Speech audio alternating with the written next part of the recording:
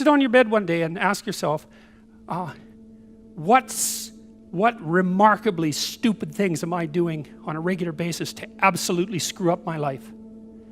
And if you actually ask that question, but you have to want to know the answer, right? Because that's actually what asking the question means. It doesn't mean just mouthing the words. It means you have to decide that you want to know. You'll figure that's out so fast it'll make your hair curl. There's no better pathway to self-realization and the ennoblement of being than to posit the highest good that you can conceive of and commit yourself to it. And then you might also ask yourself, and this is definitely worth asking, is do you really have anything better to do? And if you don't, well, why would you do anything else? If you orient yourself properly and then pay attention to what you do every day, that works. And I actually think that that's in accordance with what we have come to understand about human perception, because what happens is that the world shifts itself around your aim. Because you're a creature that has an aim. You have to have an aim in order to do something. You're an aiming creature. You look at a point and you move towards it. It's built right into you. And so you have an aim. Well, let's say your aim is the highest possible aim. Well then, so that sets up the world around you. It organizes all of your perceptions. It organizes what you see and you don't see. It organizes your emotions and your motivations. So you organize yourself around that aim, and then what happens is the day manifests itself as a set of challenges and problems, and if you solve them properly, then you stay on the pathway towards that aim. And you can concentrate on the day. And so that way you get to have your cake and eat it too, because you can point into the distance, the far distance, and you can live in the day. And it seems to me that that makes every moment of the day supercharged with meaning. That's how, because if everything that you're doing every day is related to the highest possible aim that you can conceptualize, well, that's the very definition of the meaning that would sustain you in your life. Well, and then the issue is, well, back to Noah. Well, all hell's about to break loose and chaos is coming. It's like when that's happening in your life, you might want to be doing something that you regard as truly worthwhile. Because that's what will keep you afloat when everything is flooded.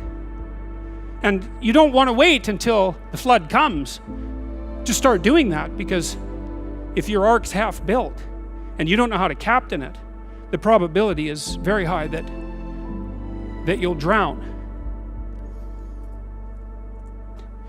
Ask and it shall be given you. Seek and ye shall find. Knock and it shall be opened unto you. For everyone that asketh receiveth, and he that seeketh findeth, and to him that knocketh it shall be opened. That sounded pretty optimistic again.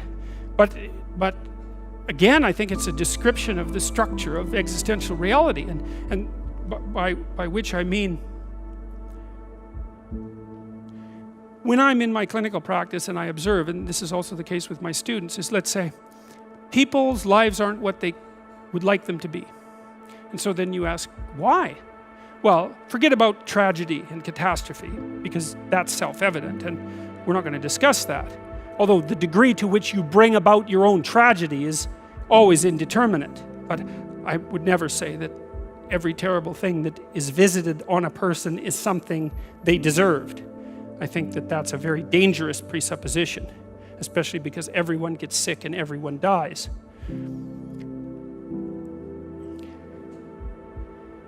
But one of the main reasons that people don't get what they want is because they don't actually figure out what it is. And the probability that you're going to get what would be good for you, let's say, which would even be better than what you want, right? Because, you might be wrong about what you want easily. But maybe you could get what would really be good for you. Well, why don't you? Well, because you don't try. You don't think, okay, here's what I would like if I could have it. And I don't mean in a way that you manipulate the world to force it to deliver you goods for status or something like that. That isn't what I mean. I mean something like, imagine that you were taking care of yourself like you were someone you actually cared for.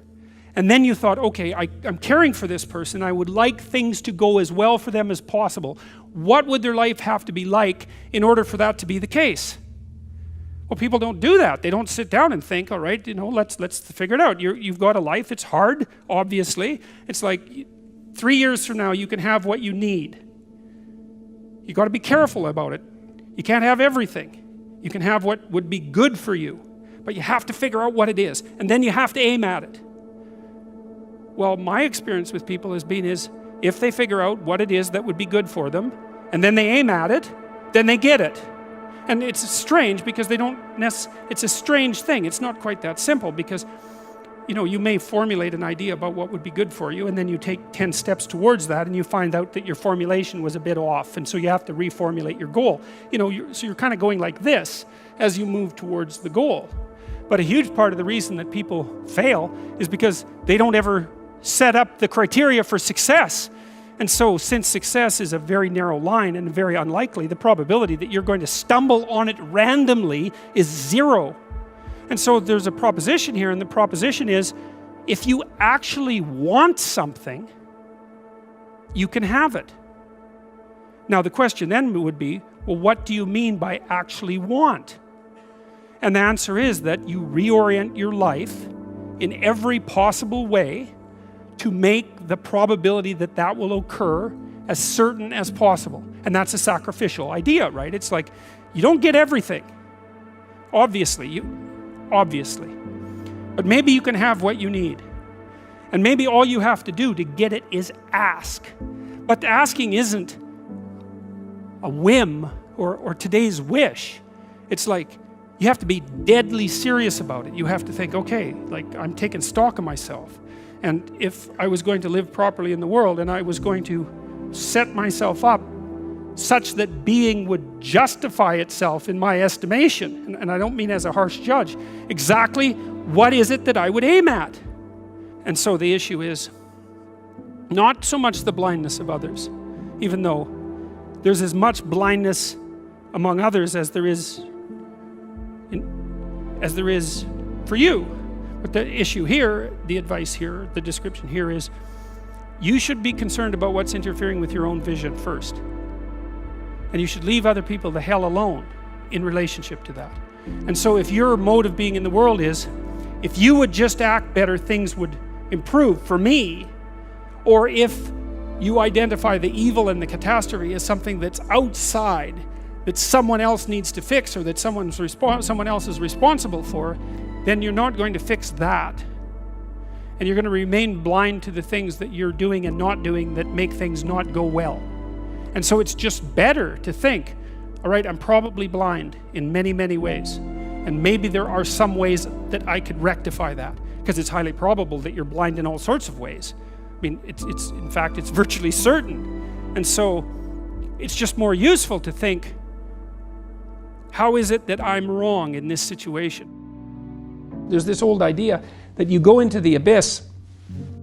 It's an idea that you can gaze into the abyss. You gaze long, and what you find in the abyss is a monster. That's the dragon at the bottom of the abyss, let's say. That's Satan himself, for that matter. But if you go into that as deeply as you can, what you find is, you find your fragmented father in a comatose condition, in a desiccated and separated condition.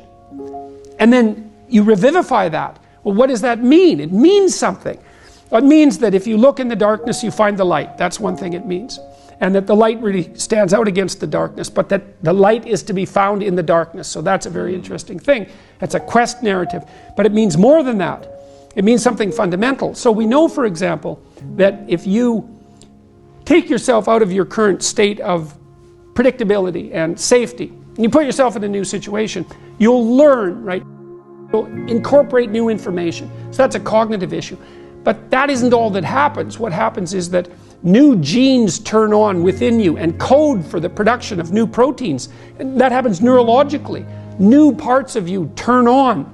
And so the idea is that if you can move yourself out into the world and push yourself out against a maximum array of challenges, more and more of you turns on. And then the question would be, well, what would you be if all of you that could be turned on was turned on? And the answer would be, you would be the resurrection of the ancestral father.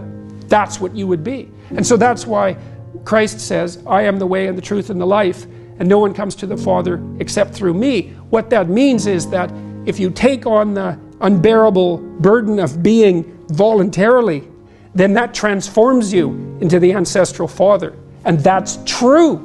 And so that's unbelievably optimistic. It's so interesting because it's dark beyond belief. Well, the world is characterized by suffering and by malevolence of a depth that's virtually beyond comprehension.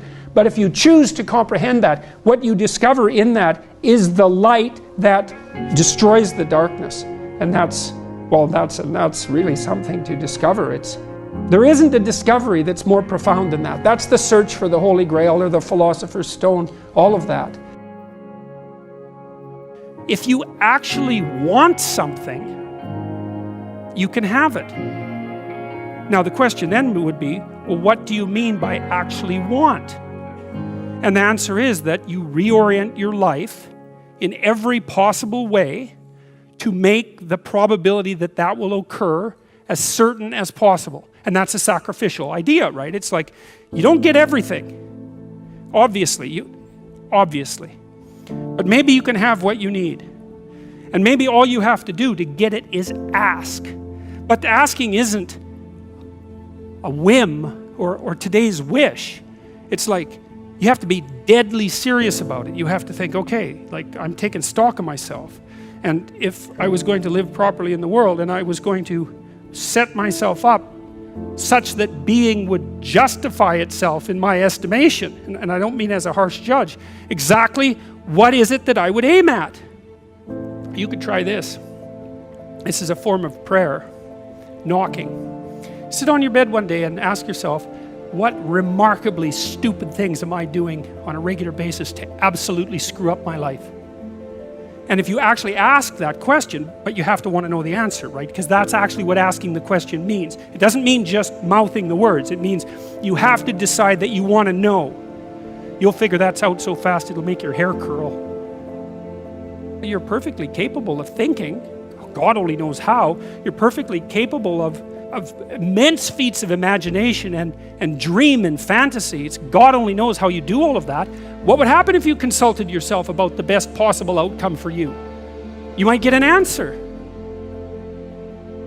In order for us to set things right, we have to understand that we have to take on that burden of ultimate responsibility. Not only as if it's ours, which it is, but as if there isn't anything better that we could do. And you have an ethical obligation to lift the heaviest load you can possibly conceive of. And that's the primary call to adventure in life. You need a meaning in your life to forestall the suffering and to make you strong enough to resist malevolence. Where's the meaning to be found? Rights, impulsive pleasure, and happiness? No. Responsibility? Oh, who would have guessed that? It's not part of the narrative. What makes life worth living is to pick up, take its catastrophe and embrace it and carry it, and to realize through that process who you are.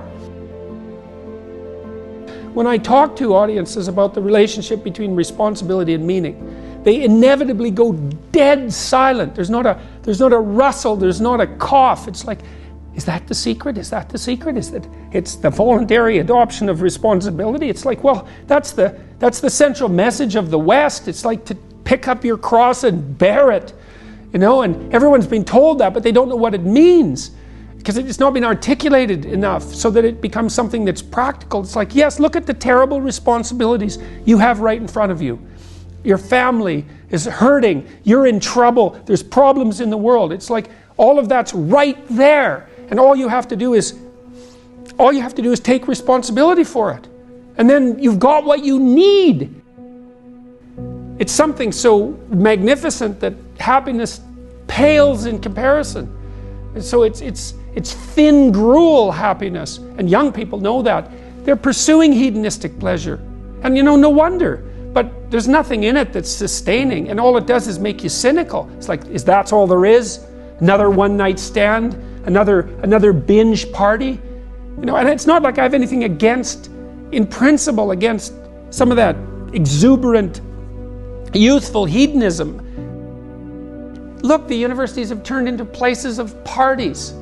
Why? Well, because that's what the students find best to do there. Well, that's not good.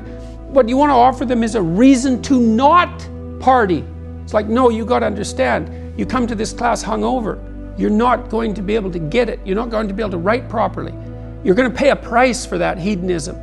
It's like, and the price will be too high for you to bear. It's like, oh well, enough hedonism for me then. Like, I've got something important to do. That's the way out of that. Before you can be a painter who can paint what's beyond mere memory, you have to inculcate that discipline skill, and a lot of that is painful repetition and hard grinding work. It's the sacrifice of the present for the future. But once you manage that, then things open up.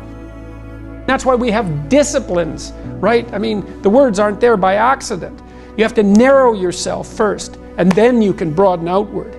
And so that's part of the process of maturation. That's part of the sacrifice of childhood. Say, in childhood you're nothing but potential, but it's not realized and you don't know how to realize it. And so then the question is, well, how do you get to a point where you realize the potential? And the answer is, you sacrifice almost all of it to a single direction. And so that's the thing about growing up, is that when you're a teenager and a young adult, you have to sacrifice everything you could have been as a child to be the one thing that you're aiming at. But then that opens up. Aimless is not nothing. Aimless is bad. Nietzsche said if you had a why, you could bear any how. Most people find the meaning in their life through responsibility. I believe the fundamental religious truth of the idea that life is suffering. It's suffering because we're mortal and fragile, and because we're also subject to malevolence at our own hands and at the hands of others. It's a constant existential problem, and that can make you bitter and can make you hopeless and nihilistic and depressed and anxious and likely to abuse substances of various sorts as a medication or an escape. It can augur you in a very large number of ways. And I'm suggesting to people that there is a way out of that. And the way out is to confront that forthrightly and to adopt responsibility in your own life and to try to make the world a better place, and that it's necessary to do that. And that if you don't do that, that things go badly.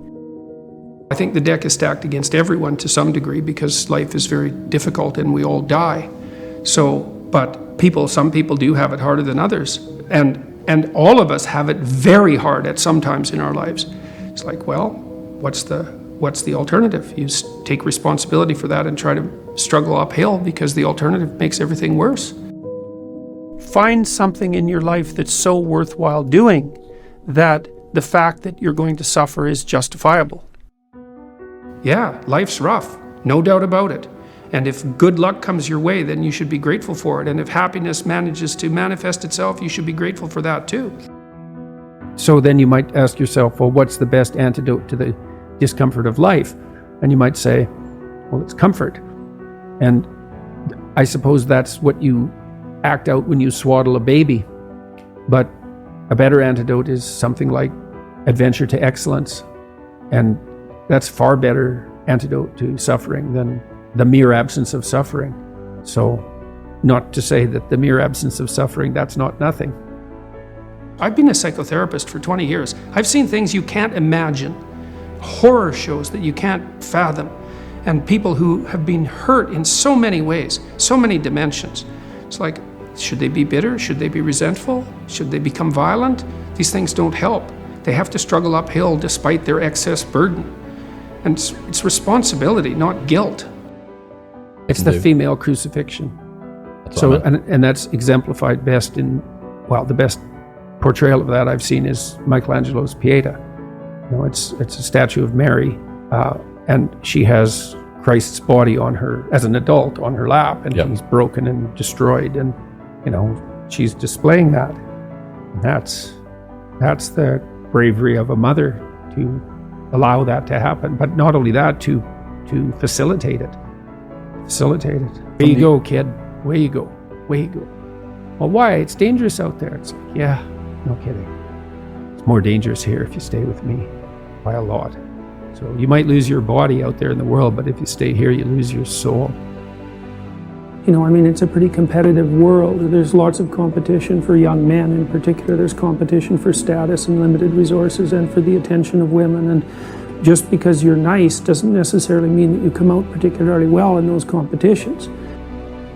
I would like to say that you should all be smarter, but I don't know how you could be smarter.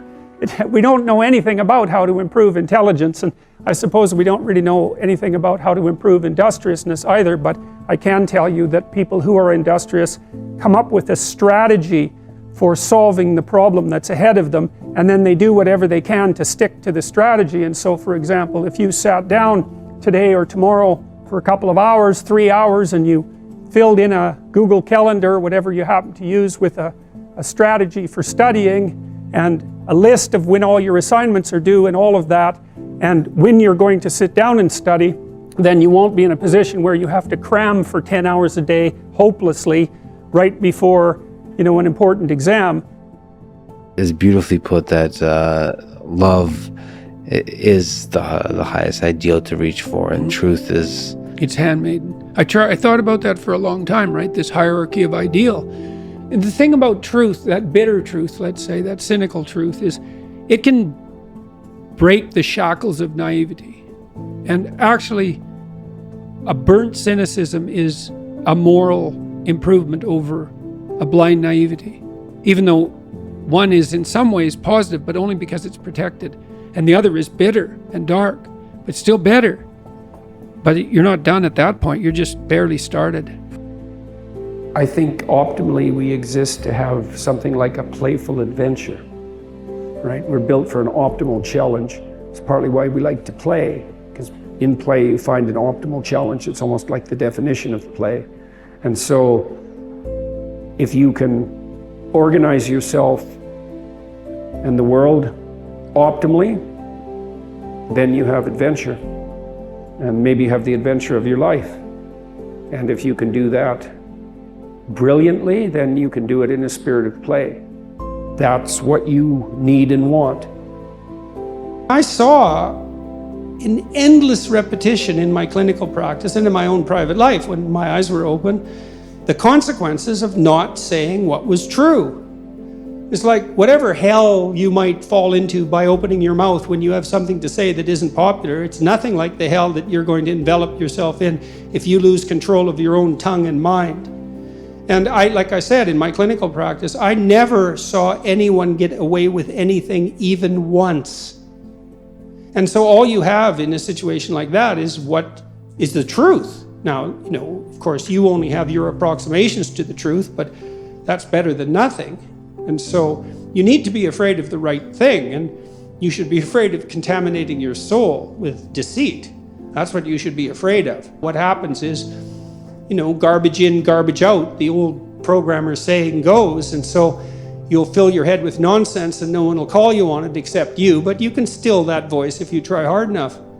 You just wait until you get in real trouble. You know, one day there'll come a point where you have to make a decision, and the decision is the difference between life and death, or worse, between someone else's life and death, or worse, between health and the suffering that's worse than death. And because you've compromised yourself to such a degree, you will not be able to rely on your judgment, and you will make the mistake you shouldn't make. And then you're done. And that will absolutely happen.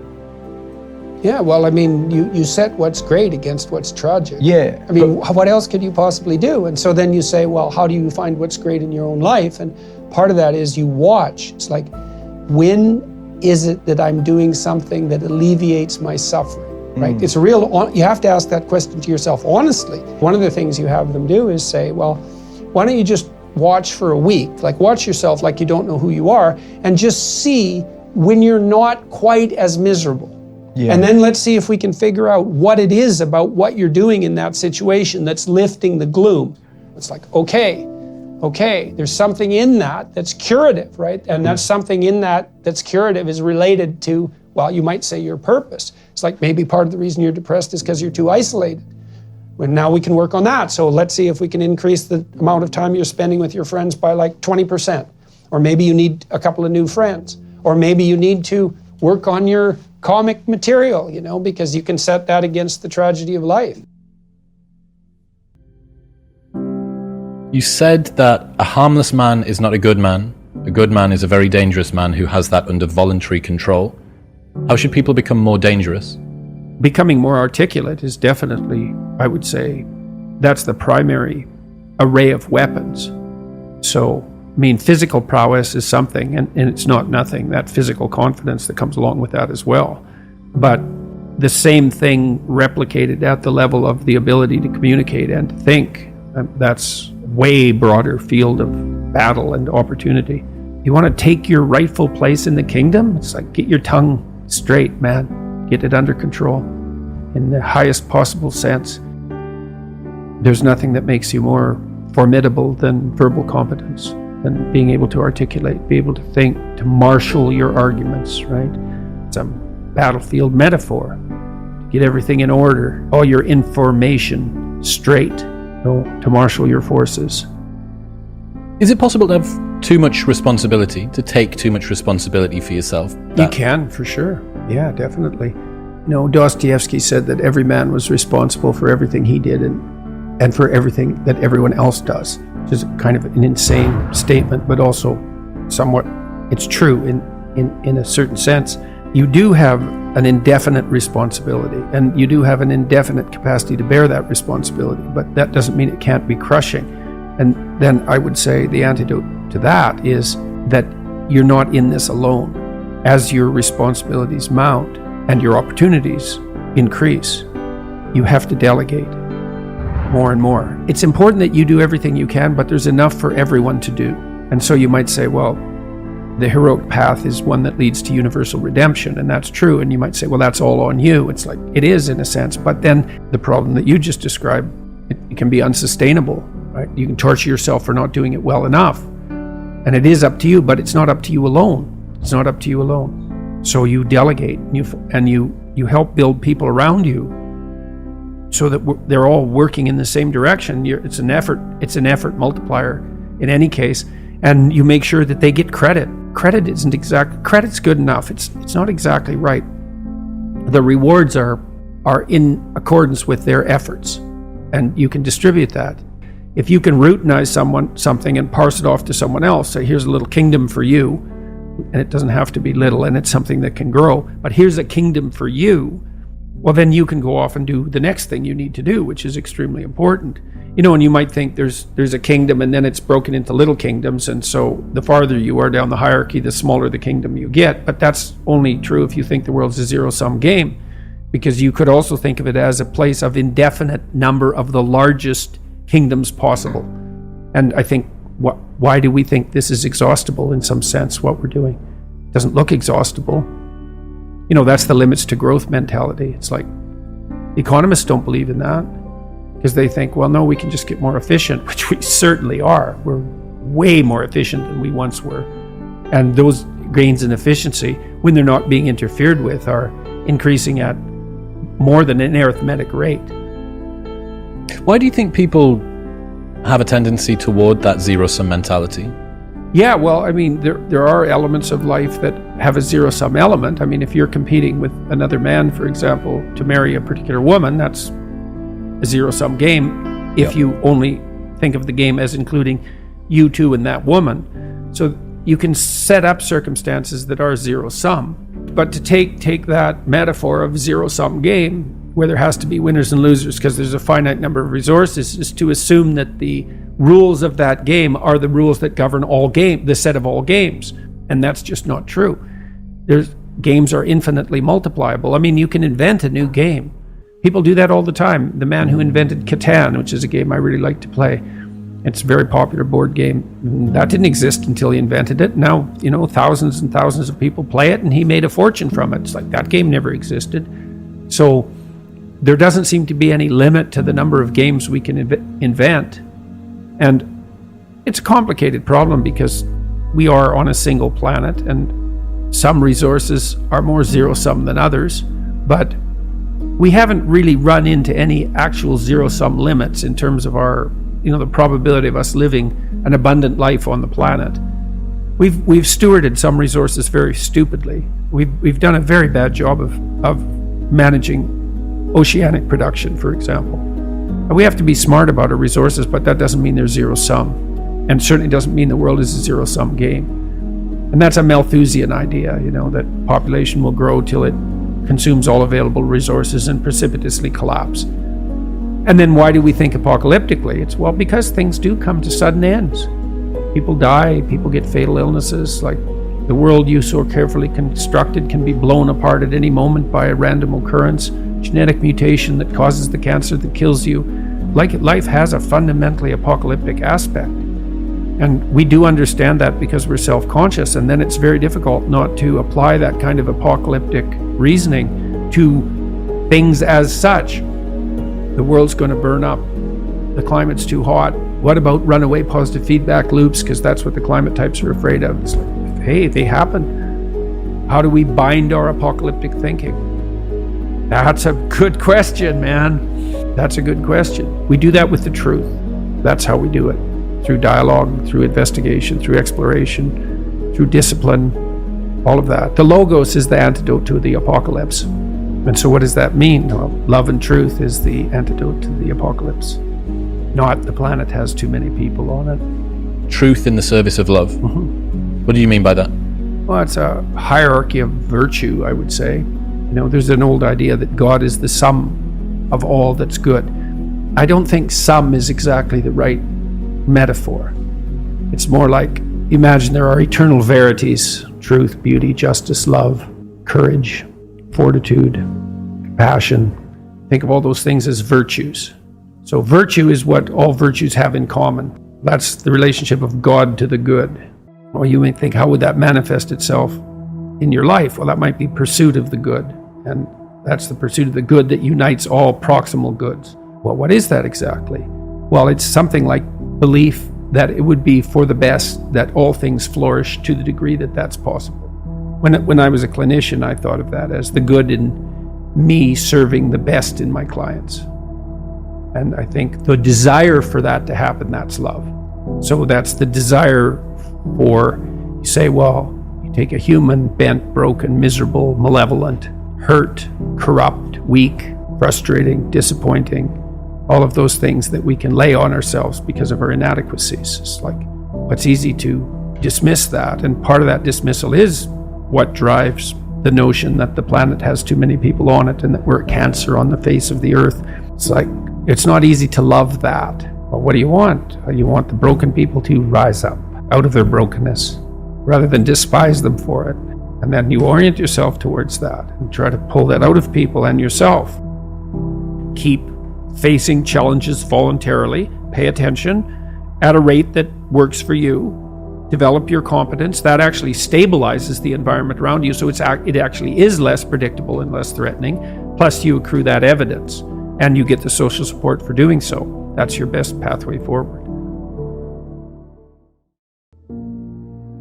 If you do what it is that you're called upon to do, which is to lift your eyes up above the mundane, daily, selfish, impulsive issues that might beset you, and attempt to enter into a contractual relationship with that which you might hold in the highest regard, whatever that might be, to aim high and to make that important above all else in your life, that fortifies you against the vicissitudes of existence like nothing else can. And I truly believe that that's the most practical advice that you could possibly receive. The way that you fortify your faith in life is to assume the best, something like that, and then to act courageously in relationship to that. And that's tantamount to expressing your faith in the highest possible good. It's tantamount to expressing your faith in God. And it's not a matter of stating, well, I believe in the existence of a transcendent deity, because in some sense, who cares what you believe? I mean, you might and all that, but that's not the issue. That's not the issue. The issue, it seems to me, is how you act. The issue is not what you believe as if it's a set of facts, but how you conduct yourself in the world. The purpose of thinking is to let your thoughts die instead of you. It's a brilliant notion, and so the idea is something like,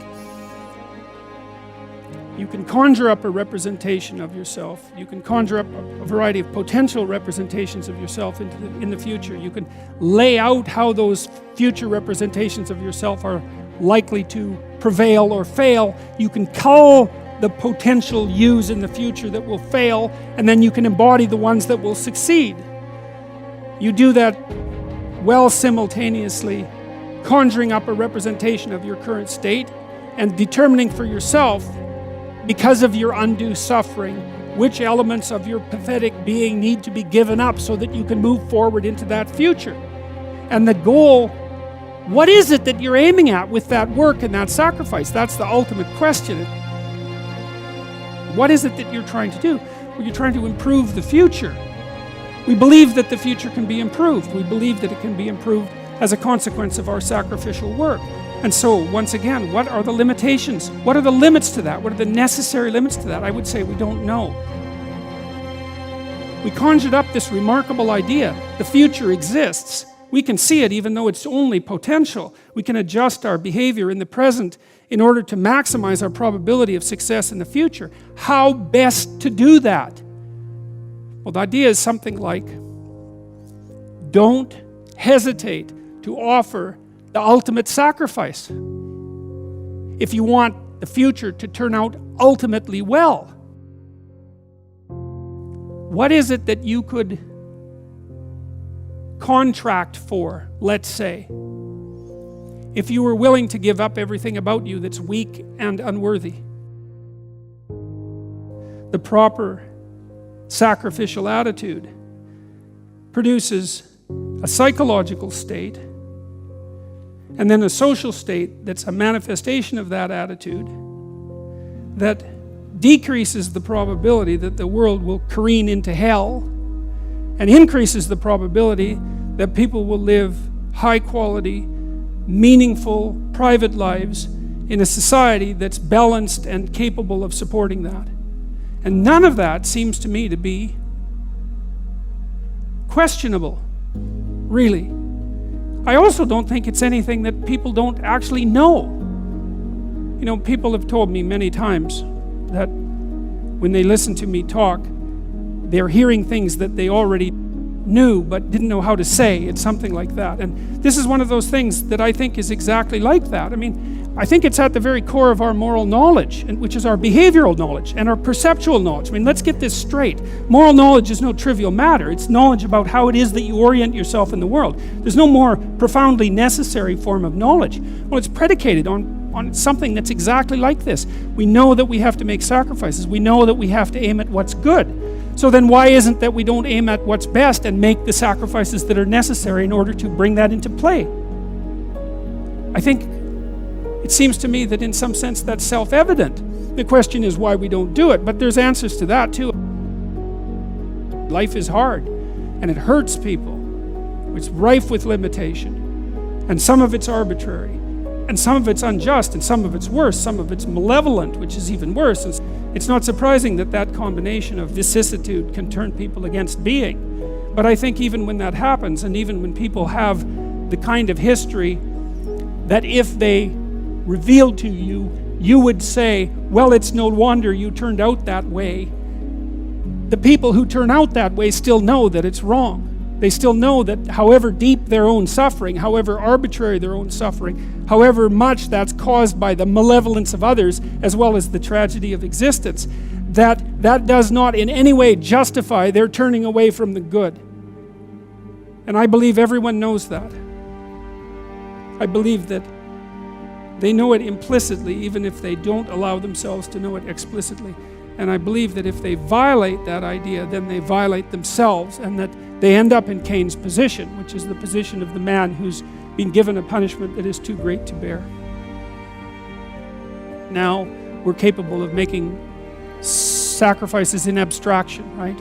To conceptualize a future that we want, to let go of the things that are stopping us from moving forward, and to free ourselves from the chains of our original preconceptions. Pursue pleasure. Follow your impulses. Live for the moment. Do what's expedient. A mountain is something you have to climb, and you have to climb to the pinnacle of a mountain, and the mountain is up, right? And the mountain stretches up to heaven, and it's a long journey to specify the right place on the highest pinnacle. And that's symbolic because, of course, it's a pinnacle that you're always trying to reach, just like you're always trying to aim. You're always trying to climb upward. At least that's the theory. It depends to some degree, of course, on your definition of upward. You're supposed to, again, to act out the highest good of which you're capable. Now that'll transform your life to some degree into an archetypal adventure. There's no way around that, because as you attempt to climb a higher mountain, let's say, or to aim at a higher target or something like that, then the things around you will become increasingly dramatic and of import. That happens by necessity, obviously, because if you're aiming at something difficult and profound and you're really working at it, then your life is going to become perhaps increasingly difficult and profound. But that might be okay. That might be exactly what you need as an antidote to the implicit limitations that face you as a human being. The good father is precisely someone who is willing to sacrifice his child to the ultimate good. You have a moral obligation as a parent to encourage your child to go out into the world, right? And to be whoever they can be, to be the best they can possibly be. And in doing that, you're encouraging them to pursue the good. You're sacrificing them to the good. You're not keeping them for yourself selfishly. You're telling them that they can go out and live their life and live it properly. You don't want for your son what it is that you want for him. You want for your son what would be best for him and for the world. And you let go in precise proportion to your desire to have that happen. When you have an infant, you do everything for the infant because the infant can do nothing for him or herself. But as the infant matures and is increasingly capable of doing things for him or herself, then you pull back, right? You pull back, and every time the child develops the ability to do something, you allow them or encourage them to do it, and you don't interfere. So if your child is struggling getting dressed, well, obviously there's some times that you help them, but mostly you let them learn so that they can know how to do it in the future. That's better for you, and it's certainly better for them. There's a rule if you're working with the elderly in an old age home, and the rule is something like, don't do anything for any of the guests, let's say, that they can do for themselves, because you compromise their independence. And so as a mother, you pull back and you let your child hit him or herself against the world, and you fail to protect them. But by failing to protect them, you encourage and ennoble them to the point where you're no longer necessary.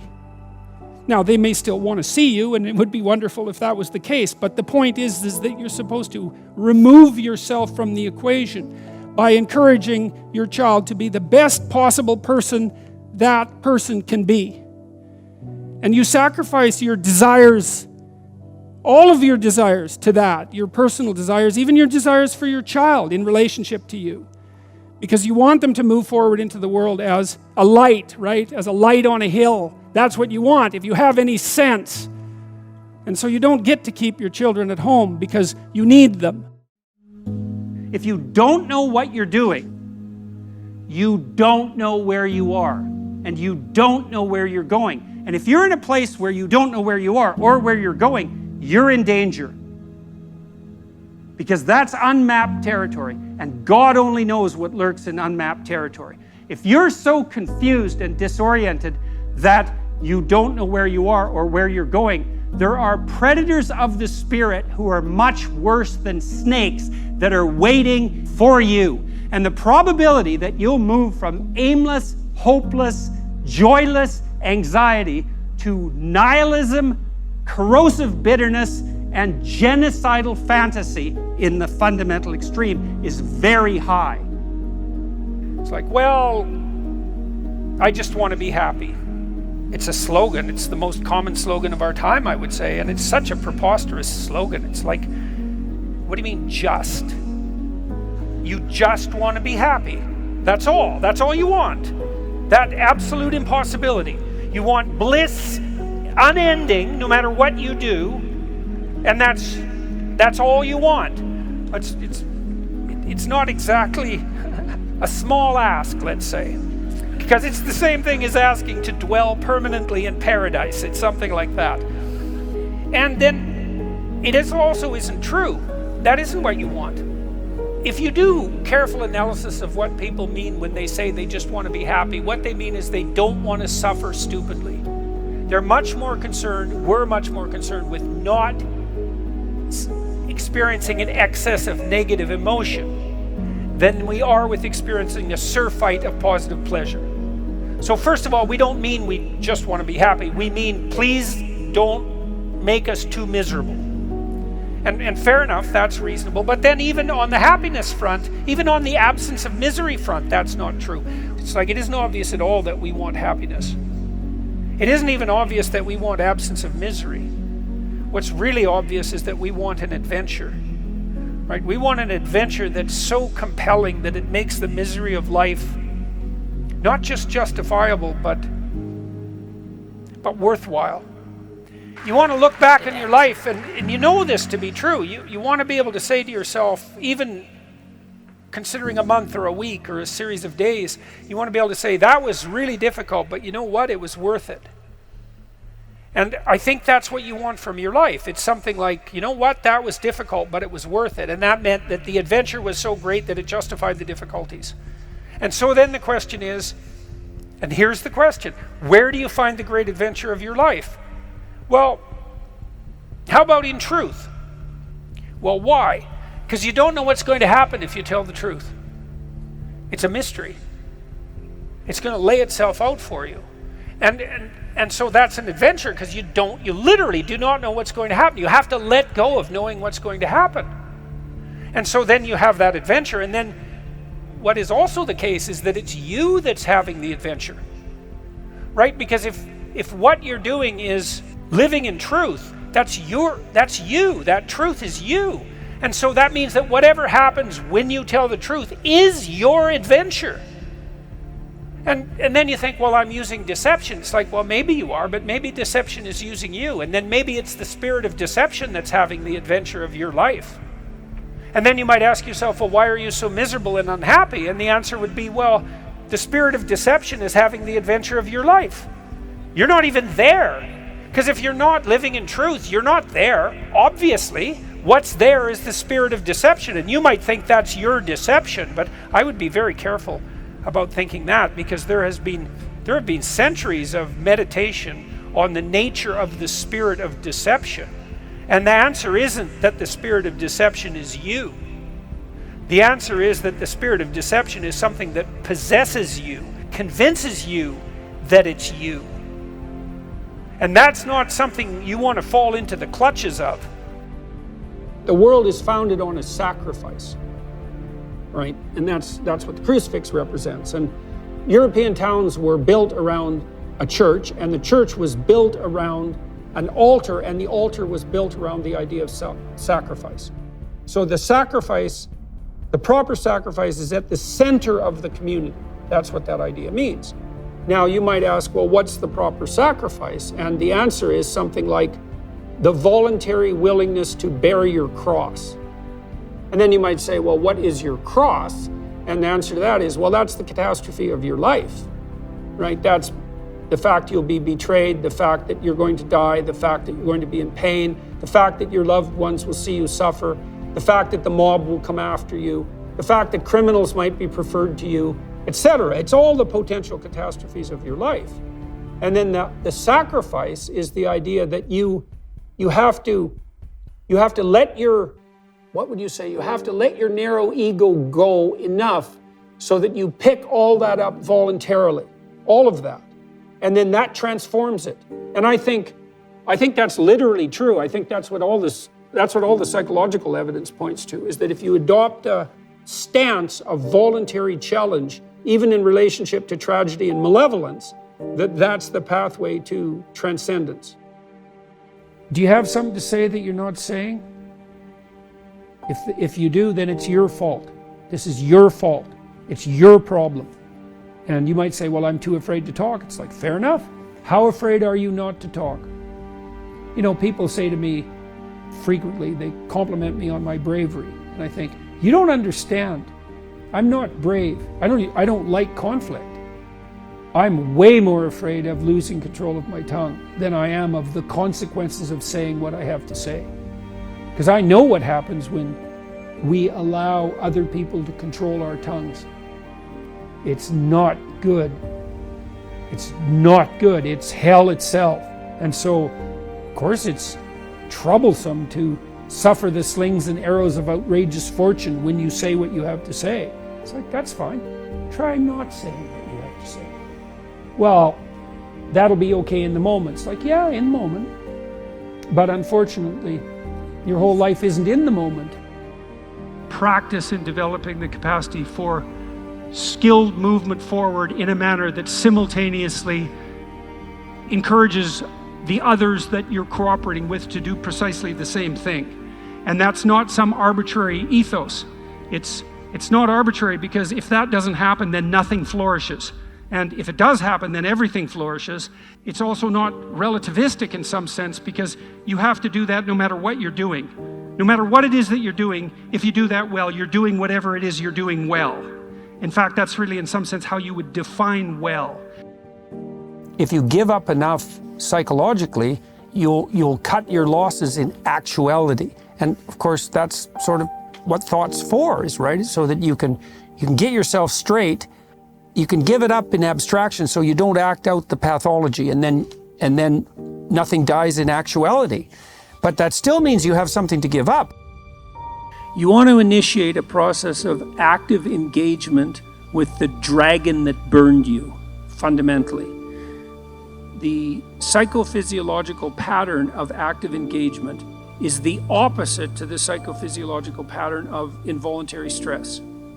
And so if you can practice embodying that voluntary confrontation, then that stance can come to dominate. And that's the stance you want to dominate, because that moves you forward voluntarily into the world. And that, in all probability, that will work. I want to be free to do what I want. Okay, well, hang on a sec. Which I are you talking about there? Are you talking about the mature I that sees next week and next month and next year and 10 years out, and that takes the community into account? Or are you talking about the impulsive, hedonistic, self-serving, narrow I that just wants exactly what it wants right now? And what makes you think that when you make a case for that hedonism, that you're not just falling under the sway of an impulsive, short-sighted demon, so to speak? If you look at music, for example, music operates by very sophisticated rules. And so it's ordered and constrained. But out of that system of rules comes an almost infinite array of possibility. And so, we have this sense, I think it derives from Rousseau, that any constraint of order is a limit on freedom, when what we should be hypothesizing is that with the optimal set of principles, you get the maximally desirable freedom.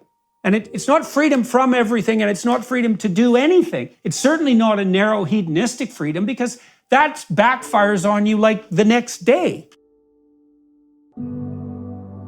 This is, I think, why people are so obsessed in some sense with the search for fundamental meaning. This is a good story. So you can imagine two people laying bricks. They're building a gigantic wall, and the one person thinks, oh my God, this wall is going to take 100,000 bricks. I'm laying one at a time, and I'm wasting my life away trivially adding to this gigantic brick wall. And what am I doing? This is absolutely miserable, brick by brick. And the other person thinks, in 300 years, this is going to be a cathedral.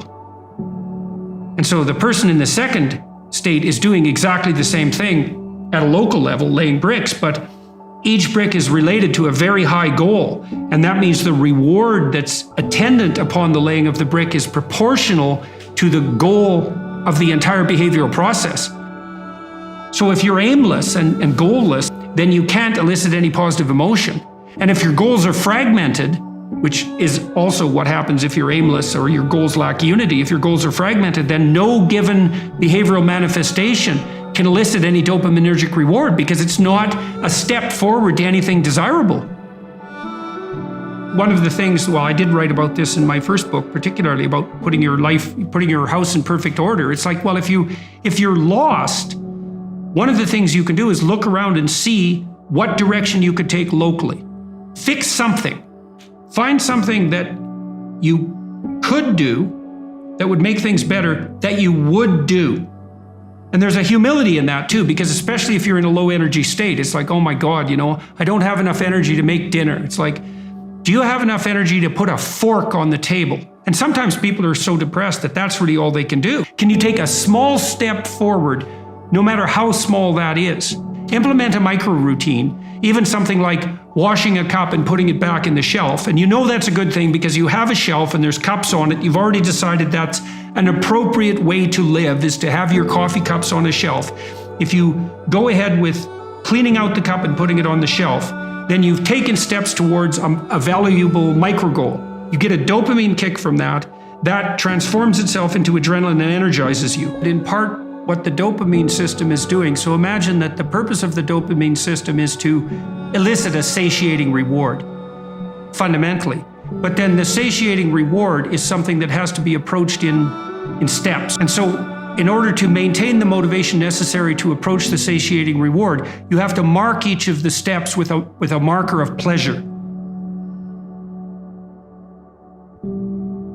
Small things are not small. You might have the cognitive appraisal that doing something local, like cleaning up your room, is small, but it's not obvious at all that that's the case. It's not that trivial to put your immediate surroundings in order, and it can easily be the stepping stone to putting things in order on a broader scale. In fact, it's probably the necessary stepping stone to do that. You can pat yourself on the back, especially if you're depressed, a little harder than you might otherwise by saying, you say, well, this is trivial, but I did it. It's like, no, if you're moving ahead, that's not small. You just keep doing that, and you're going to get out of this paralyzed or retreat mode. If you're in the zone of proximal development, you're pushing your skill development one increment forward. And it's one that you can actually manage. Imagine that you have someone who's habitually avoidant. And maybe they're avoidant because when they become possessed by negative emotion, they become hyper aware of their internal state and they feel the panic. And so then they freeze or retreat. And they do that constantly. And then they're in this terrible negative emotional state all the time because every time they see a stimulus that's associated with retreat, they get gripped by these interoceptive sensations. And so you say to them, well, we're going to reverse that. Instead of you being gripped by that, you're going to expose yourself to that voluntarily. So if you do that repeatedly with people, not only do they stop being afraid of the things that you're showing them, that you're exposing them to, but they become more likely to approach other things they're afraid of, far more likely. In fact, it doesn't exactly look like people get less afraid at all. It looks like what happens is they learn to get braver.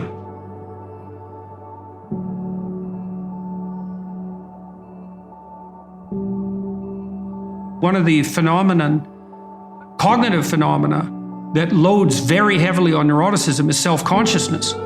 And so when you fall into anxiety, then there is this internal obsessiveness, which has to do with the panoply of sins in some sense. Which parts of me are malfunctioning and need to be eradicated? And one of the things I used to do with my socially anxious clients, so they would go into a social situation, often with eyes downcast, by the way, and they would be so intensely concentrating on their own internal sensations that they would fail to make eye contact with anybody they were talking to. And then they would be awkward because they weren't reading the cues they could have read if they would have only looked. And then the conversation would become disjointed, and then they would get anxious and fall into themselves. And so one of the things that I taught them to do wasn't to try to calm themselves down, but to try to calm the other person down. So when you go into a social situation, pay more attention to the other person. Like just focus your attention outward. And if the person had any social skill, sometimes I had clients who had no social skills. And so they were anxious socially because they actually didn't know how to behave socially. So then you had to teach them the social skills. But some of them had the skills but wouldn't activate them because they were so neurotically obsessed with their own inadequacy that they failed to attend to the cues that would elicit the proper responses. And all they had to learn to do was watch. And then they would automatically respond because they knew how to have a conversation.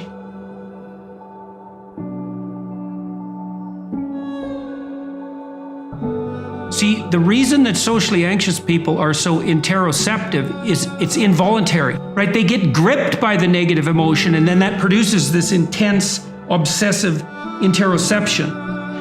That might not happen if they did it voluntarily. This is why exposure therapy works so well in psychotherapy. Is like, well, I'm afraid of something, and if I go near it, then I'm possessed by negative emotion. Well, that's if you go near it accidentally. I'm going to have you go near it purposefully. And what you're going to find is that to the degree that you do it purposefully, that response will be quelled.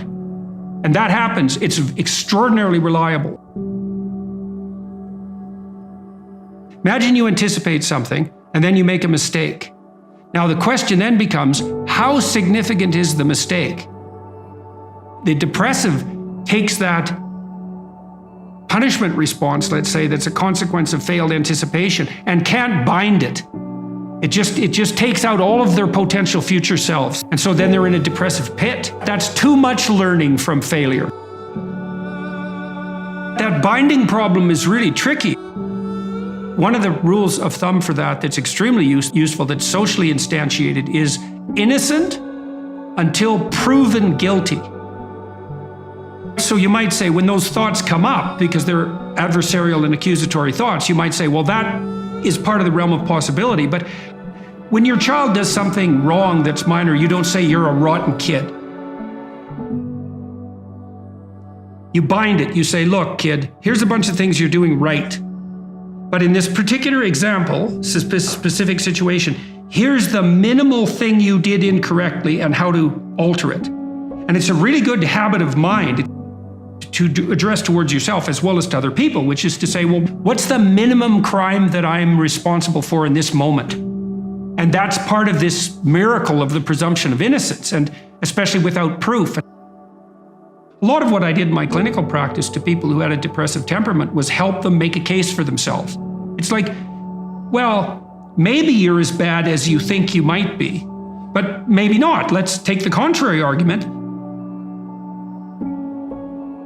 and only narrow the repair to the absolute minimum that needs to be manifested. Sometimes when you make one little mistake, it is actually an indicator of a flaw in your character. But most of the time it isn't. And it certainly can't be responded to that all the time, because then you'd never be able to make a mistake without wiping yourself completely out. You want to make it as local and precise as you possibly can. And that's also one of the advantages to removing yourself from a rage or an anxiety state, because a rage or an anxiety state is low resolution and global. And so it'll be globally accusatory. So you want to specify it and think, okay, well, what's the minimum necessary behavioral transformation to ensure that similar mistakes are not replicated in the future? It's like if your roof leaks, you don't have to dig a new foundation. You can just fix a few shingles. And you might think, well, the rain's coming through, so you have to tear down the whole house. It's like, well, no. And you might panic and run around because the water's coming in, but it's still a bad idea to dig up the foundations every time something trivial maintenance problem needs to emerge.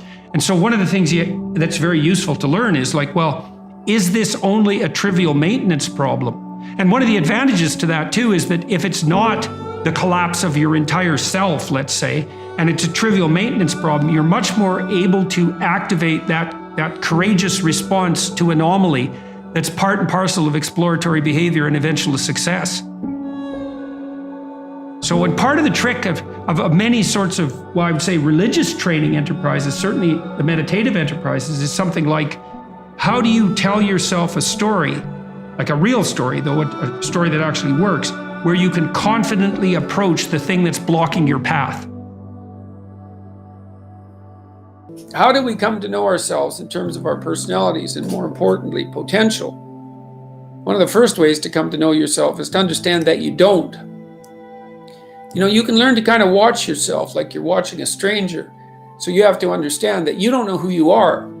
And that's not easy to understand because you think you know. But then, you remember you can't control yourself very well. You're not very disciplined. You're full of flaws.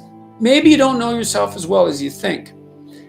But it's hard to get low enough to understand how deeply it is the case that you are ignorant about who you are. Now, there's an upside to that too, which also is that you're also ignorant about who you could be. And so the discovery of that, is some reward for the horror of determining who you actually are. Then you watch yourself. You watch yourself like you're watching a stranger. You watch what you say and you listen. And you think, well, what sort of person would say that? And how am I reacting emotionally when I'm communicating in that manner? Is that making me feel stronger or weaker? Is it filling me with shame? Is it helping my confidence? Am I laying out a lie? Am I deceiving myself and other people? Am I adopting this personality at parties that is designed to impress and to amuse, and it comes across as nothing but like self-centered narcissism? What are my dark fantasies? What are my aggressive fantasies? What is it that I'm willing to do? What am I interested in so that I'll spontaneously pursue it? What do I procrastinate about and why? What am I unwilling to do? What do I think is good? What do I congratulate myself for accomplishing? And what do I berate myself for failing to confront and to implement? Those are all incredibly complicated questions, and you don't know the answers to them. So that's a start. And then in terms of potential, well, you'll discover a little bit more about your potential as you discover who you are, especially the darker parts of yourself, because then you discover your potential for mayhem. There's some real utility in that. The discovery that you're dangerous. It's such a useful discovery. It's actually something that strengthens you, because the first thing that a realization like that can in fact produce is the ambition to incorporate that danger into a higher order personality. And that can make you implacable. That can make you someone who can say no when you need to say no. That can make you someone who won't avoid necessary conflict. And so that's unbelievably useful. And so that's one of the potentials that you might discover. The other thing you do to discover your potential is you challenge yourself. It's like, take a bit of a look at yourself and think about what's not so good that you could improve, that you should improve by your own standards, and that you would improve, and set yourself a little goal. Maybe you're not studying at all at your university, or maybe you're at work and you've got this stack of paper there, and you haven't looked at that damn stack for like a month, and you know that you should be, and you're bothering yourself at night because you're avoiding that. It's like, maybe think, I've avoided that stack of paper completely for 1 month. I'm quite a coward when it comes to whatever snakes might be hidden in that stack of paper. How about tomorrow I just put that stack of paper in front of me on my desk, and I glance through it for 15 seconds. See if I can do that. It's like, well, you set yourself a goal of improvement. It's a humble goal. There's things you could do to improve, and you know what they are. And there's small steps that you could take, that you might take, that would put you in that direction. And then the question is, are you big enough to take those small steps? Are you capable of grappling with the fact that you're fundamentally flawed to the point where you have to break things down into almost childlike steps in order to manage them? And the answer to that is, yeah, you are. Most people have things they avoid, and they're afraid of. So I would say to some degree, it's the lot of everyone. People vary in the degree to which they've conquered that. And you do meet people from time to time who are extraordinarily disciplined. But most of the time they've got disciplined in exactly this manner. It's through slow incremental improvement. And then you challenge yourself. It's like, well, could I do this? That would be better. Then you find out. And then you think, well, is there something slightly larger and more challenging that I could do that would be better? And you try it and you find out. And as you try it and you find out, generally you get better at it, and you can take on larger and larger challenges. You take responsibility for yourself. That's part of standing up straight with your shoulders back. It's like, take on the world, man, but only at the level that you can manage. When you're ignorant and biased and deeply flawed and immature, it's where everyone starts. You don't want to bite off more than you can chew, but it doesn't mean that you can't wrestle with part of reality. Some part that's small enough so that you have a good shot at victory. And then you attain victory over some small part of the chaos. And then you're the person who's victorious over chaos. You're just a beginner, but that's who you are. And then maybe you can get unbelievably good at that. And you do that by challenging yourself humbly at the level that you're able to function. It's easier to understand if you think about a child that you're trying to rear properly, and you want to make that child, help that child reveal their highest potential, whatever that is, whatever that means. And what you do is you don't set them a series of impossible tasks in the hope of undermining their self-confidence. You form a relationship with them that is predicated on your interest in their highest mode of being. And then you offer them challenges that are precisely optimized to their ability, right? So they can do them, but they have to stretch. The two elements of their ability would be what they can do and how much they're capable of transforming what they can do. And an optimal challenge stretches you to the end of what you can do and then into the domain of how you can transform.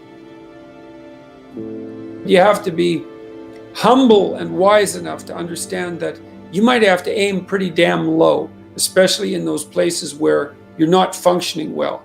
And it might be so embarrassing that you can't bring yourself to fathom that that's actually who you are. You need the loss of that arrogant ego because it's precisely what's interfering with your movement forward. It's part of the adversarial process, mythologically speaking, that stops moral progress. You're too proud of who you think you are to notice what you're like so that you could change properly. You don't want to sacrifice that part of yourself. It's probably associated with some delusion that helps you maintain a positive, although very fragile self-image, in the absence of genuine effort. It's not to be recommended. So, you know yourself by watching and paying attention. It's not thinking exactly. It's not imagination. It's watching like you're a snake. Because a snake watches like cold-bloodedly with no emotional reaction, just to see what's there. Doesn't allow what is wanted or desired to interfere with what is observed. So you watch yourself like that, as if you don't know who you are. Well, that's the beginning. And then you challenge yourself continually to see how far past yesterday you can push today and tomorrow, and to continually experiment with expanding the domains not only of your competence but of your ability to increase that competence. The upper limit to that is proportional to the moral effort that you put into it. The more that's guided by the highest of all possible visions, right? The alliance with the highest of all possible conceivable good.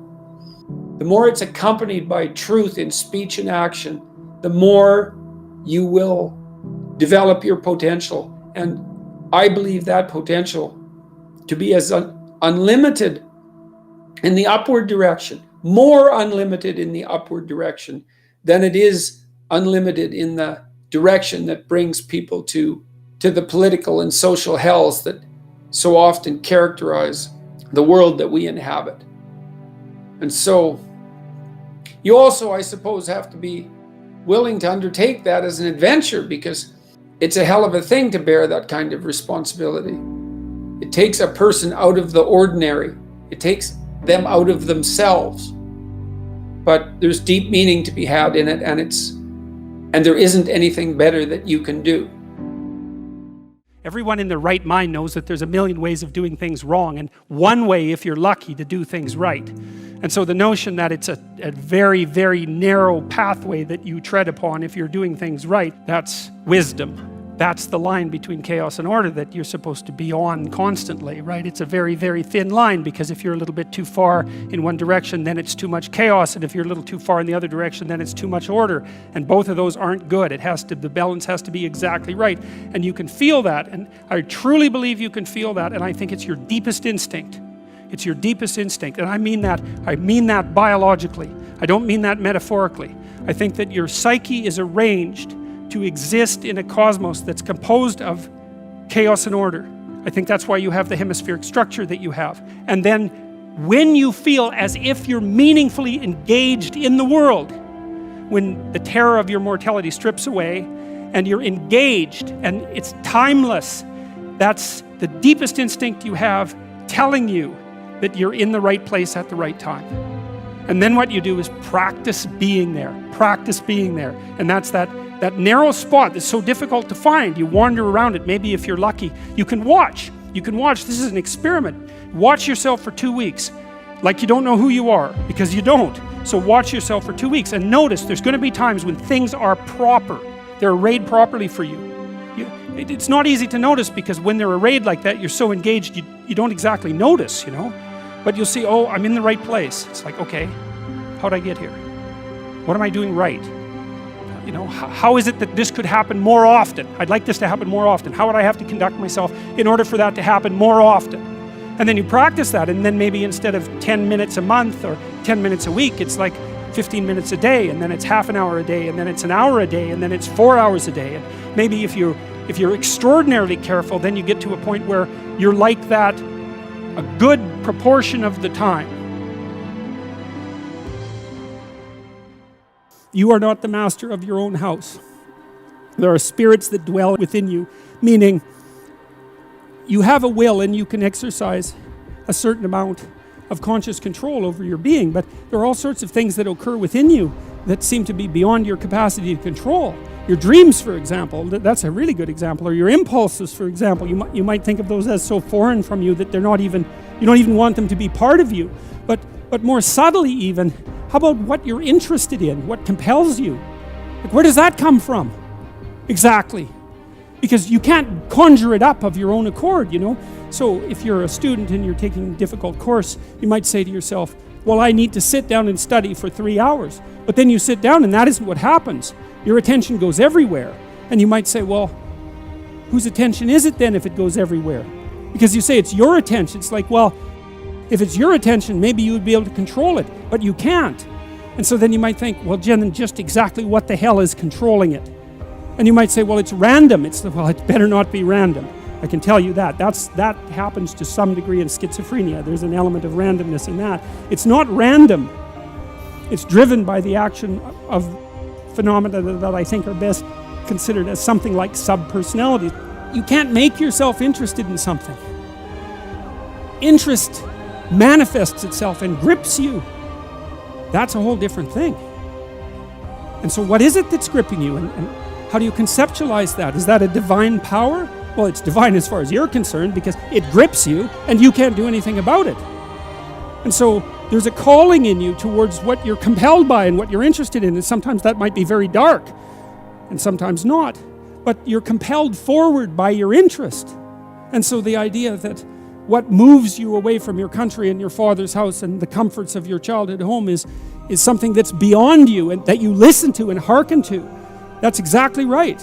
And you can say, well, I don't want to call that God. It's like, it doesn't matter what you call it exactly. It doesn't matter to what it is, what it's called. It still is.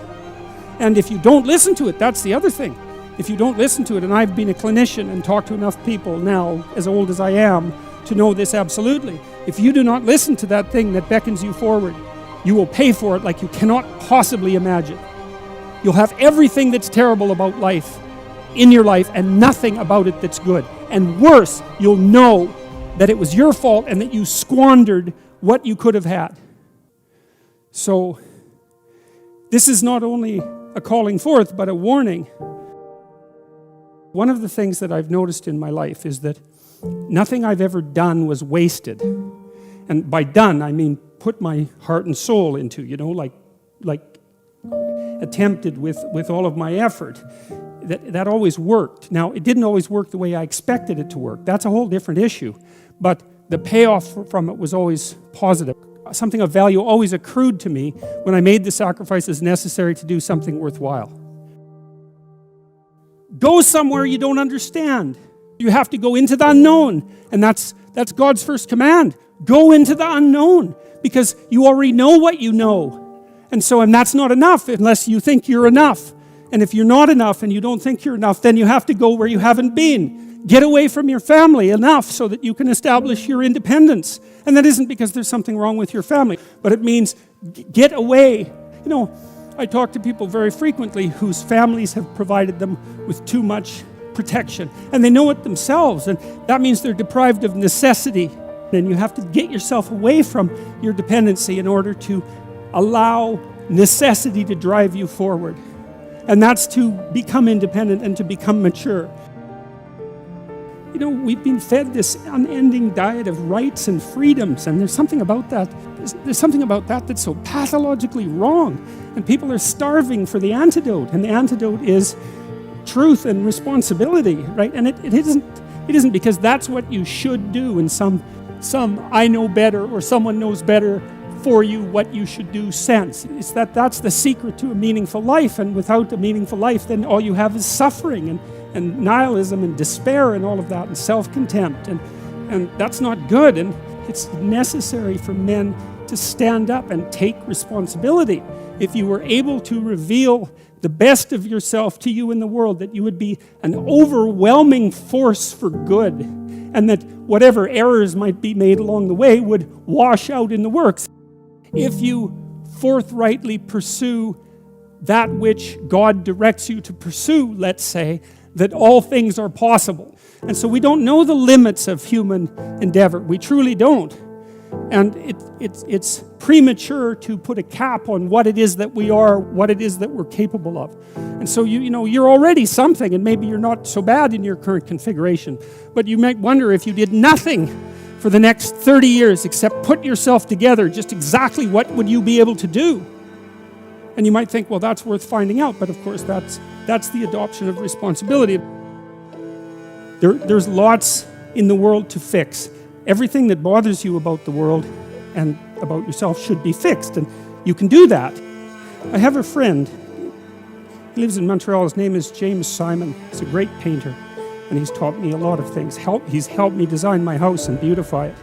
And I bought some paintings from him a couple of years ago, and he did this series of paintings where he went around North America and stood in different places, and then he painted the view from here down. And so it's his feet planted in different places, on roads, in the desert, on the ocean.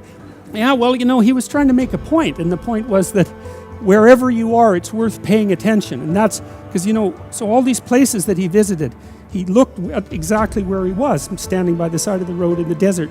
Sort of mundane in some sense, but then maybe he put 40 hours into that painting, you know, and it's very, very realistic painting with really good light. And what he's telling you as a painter is everything is worth paying attention to an infinite amount, but you don't have enough time. And so the artist does that for you, right? The artist looks and looks and looks and looks and looks, and then gives you that vision. And so then you can look at the painting, and it reminds you that everything that there is right where you are.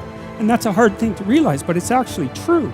And so I've been telling people online in various ways and in lectures that they should start fixing up the world by cleaning up their room. How you would like your life to be, and what you would like your character to be 3 to 5 years down the road, if you were taking care of yourself like you were taking care of someone that you actually cared about. So you kind of have to split yourself into two people and treat yourself like someone you have respect for and that you want the best for. And that's not easy, because people don't necessarily have respect for themselves, and they don't necessarily want what's the best for themselves, because they have a lot of self-contempt and a lot of self-hatred and a lot of guilt. I think you have an obligation. It's one of the highest moral obligations to treat yourself as if you're a creature of value. How you would like your friendships to be conducted. Because it's useful to surround yourself with people who are trying to move forward, and more importantly, who are happy when you move forward and not happy when you move backwards. Not when you fall, that isn't what I mean, but when you're doing self-destructive things, your friends shouldn't be there to cheer you on. You look at the world through a story. You can't help it. And the story is what gives value to the world, or the story is what you extract from the value of the world. You can look at it either way. You're somewhere and it's not good enough. Right? That's the eternal human predicament. Wherever you are isn't good enough. And to some degree, that's actually a good thing, because if it was good enough, well, there's nothing for you to do. So it's actually maybe a good thing that it's insufficient. And that might be why sometimes having less is better than having more. And I don't want to be a Pollyanna about that. I mean, I know that there's deprivation that can reach to the point where it's completely counterproductive. But it isn't always the case that starting with little is... If you start with little, you start with more possibility. It's something like that. So you move always from what's unbearable about the present to some better future, right? And if you don't have that, then you have nothing but threat and negative emotion. You have no positive emotion, because the positive emotion is generated in the conception of the better future and then the evidence that you generate yourself that you're moving towards it. That's where the positive and fulfilling meaning of life comes. So you want to set up this structure properly. It's very, very important. And so what it means is that you want to be going somewhere that's good enough so that the going is worth the while. And you can ask yourself that. And well, we know what's wrong with life. It's rife with suffering and insufficiency and deception and evil. It's all of that, obviously. Okay, what would make the journey worthwhile? Well, you can ask yourself that. It's like, all right, in order to bear up under this load, what is it that I would need to be striving to attain? And if you ask yourself that, that's to knock and the door will open. That's what that means. If you ask yourself that, then you will find an answer and you'll shrink away from it. You'll think, well, there's no way I could do that. It's like, well, you don't know what you could do. You don't know what's possible. And you're not as much as you could be.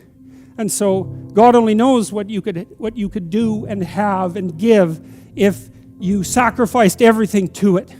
You have to sacrifice that which is most valuable to you currently that's stopping you. And God only knows what that is. It's certainly the worst of you. It's certainly that. And God only knows to what degree you're in love with the worst of you. The idea that what you should do if you're feeling resentful about the nature of being or suffering too much for your own life, let's say, is straighten the damn thing out. Like seriously, try it for a year even. Try it for a week. Try not doing the things you know you shouldn't do. Try not saying the things you know to be false.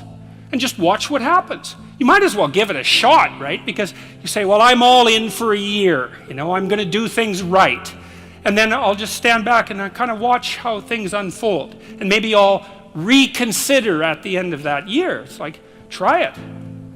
Try it. I mean, I would say I've had thousands of letters now from people who are saying, hey, I tried that, you know, and hey, you know, it worked. I read this great line in a T.S. Eliot play called The Cocktail Party.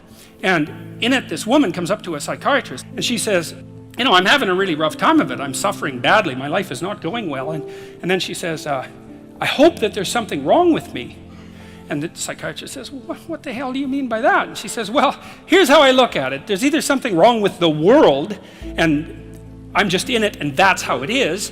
And then, like, what am I going to do about that? Because it's the whole world. Or maybe I could be fortunate, and there's something wrong with me that's causing all this unnecessary suffering, and if I could just set it right. I could learn, and I could set it right.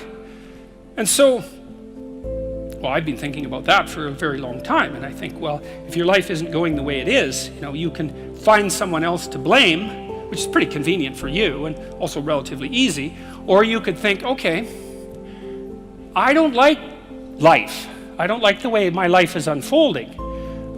Maybe I don't like life in general because it's tragic and tainted with evil. How do I know if my judgment is accurate? And the question is, well, have I really done everything I possibly could to set my life straight? Because maybe I shouldn't be judging its quality or the quality of life itself or being itself for that matter if I haven't done everything I possibly could to set my life straight. Well, so there's a task. The humility element is, it took me a long time to understand why there's religious injunctions supporting humility. To even understand what the word really meant in that sort of technical sense. And it means something like this. It means what you don't know is more important than what you know. Then what you don't know can start to be your friend, you see. People are very defensive about what they know. But the thing is, you don't know enough. And you can tell you don't know enough because your life is not what it could be, and neither is the life of the people around you. You just don't know enough. And so what that means is that every time you encounter some evidence that you're ignorant, someone points it out, you should be happy about that because you think, oh, you just told me how I'm wrong. It's like, great. Like maybe I had to sift through a lot of nonsense to get through the real message that you're telling me, but if you could actually tell me some way that I'm wrong and then maybe give me a hint about how to not be wrong like that, well then I wouldn't have to be wrong like that anymore. That would be a good thing, and you can embark on that adventure by listening to people. And if you listen to people, they'll tell you amazing things if you listen to them, and many of those things are little tools that you can put in your toolkit like Batman, and then you can go out into the world and use those tools, and you don't have to fall blindly into a pit quite as often. And so the humility element is, well, do you want to be right or do you want to be learning?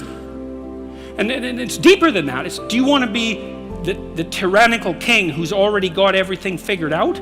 Or do you want to be the continually transforming hero, or fool for that matter, who's getting better all the time?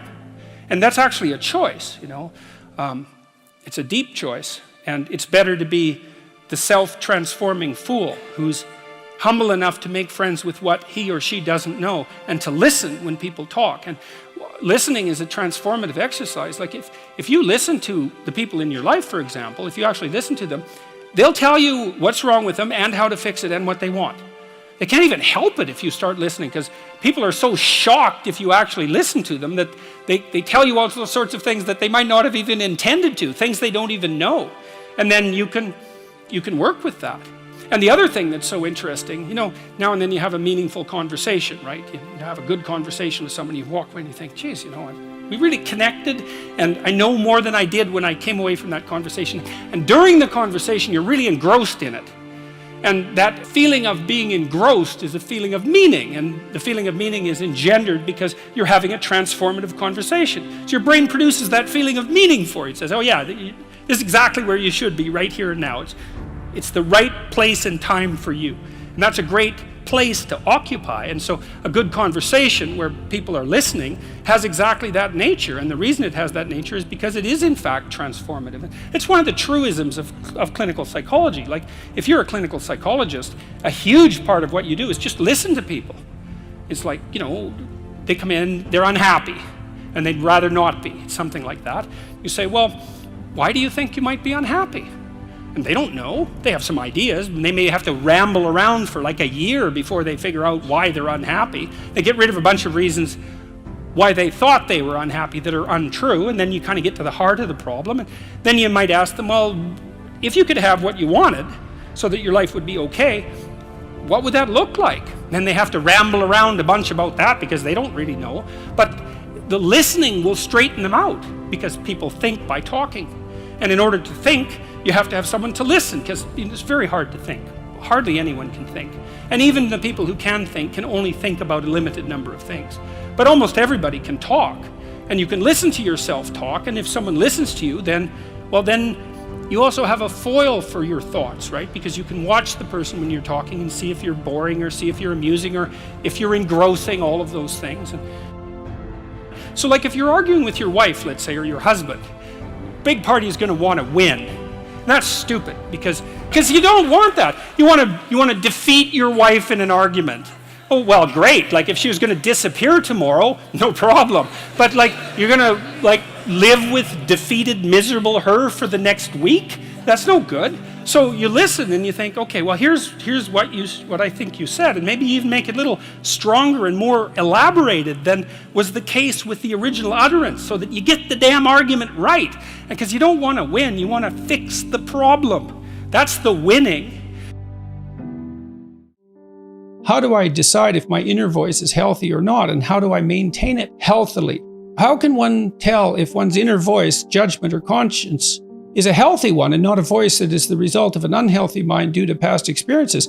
Now, that's a really interesting question. It's the question of conscience. I continually frequently, let's say, or yearly, ask my personality class attendees if they heard the voice of conscience, if they had a feeling, an emotional state, let's say, or a voice that informed them when they had done something ethically wrong and that perhaps made them guilty as a consequence. And it was essentially a universal experience. And that's the voice of society within, I suppose. That's one way of thinking about it. The Freudians would think about that as the voice of the superego. Carl Jung would take that conceptualization somewhat farther. He would have considered it the voice of the self, which is in part the voice of the ethic that's derived from the broader community, insofar as that ethic is valid, let's say, but also in part the voice of the more thoroughly developed self that's still striving to be born. One thing you could say is that you you experience violations of your conscience when you're not acting like the better person that you could possibly become.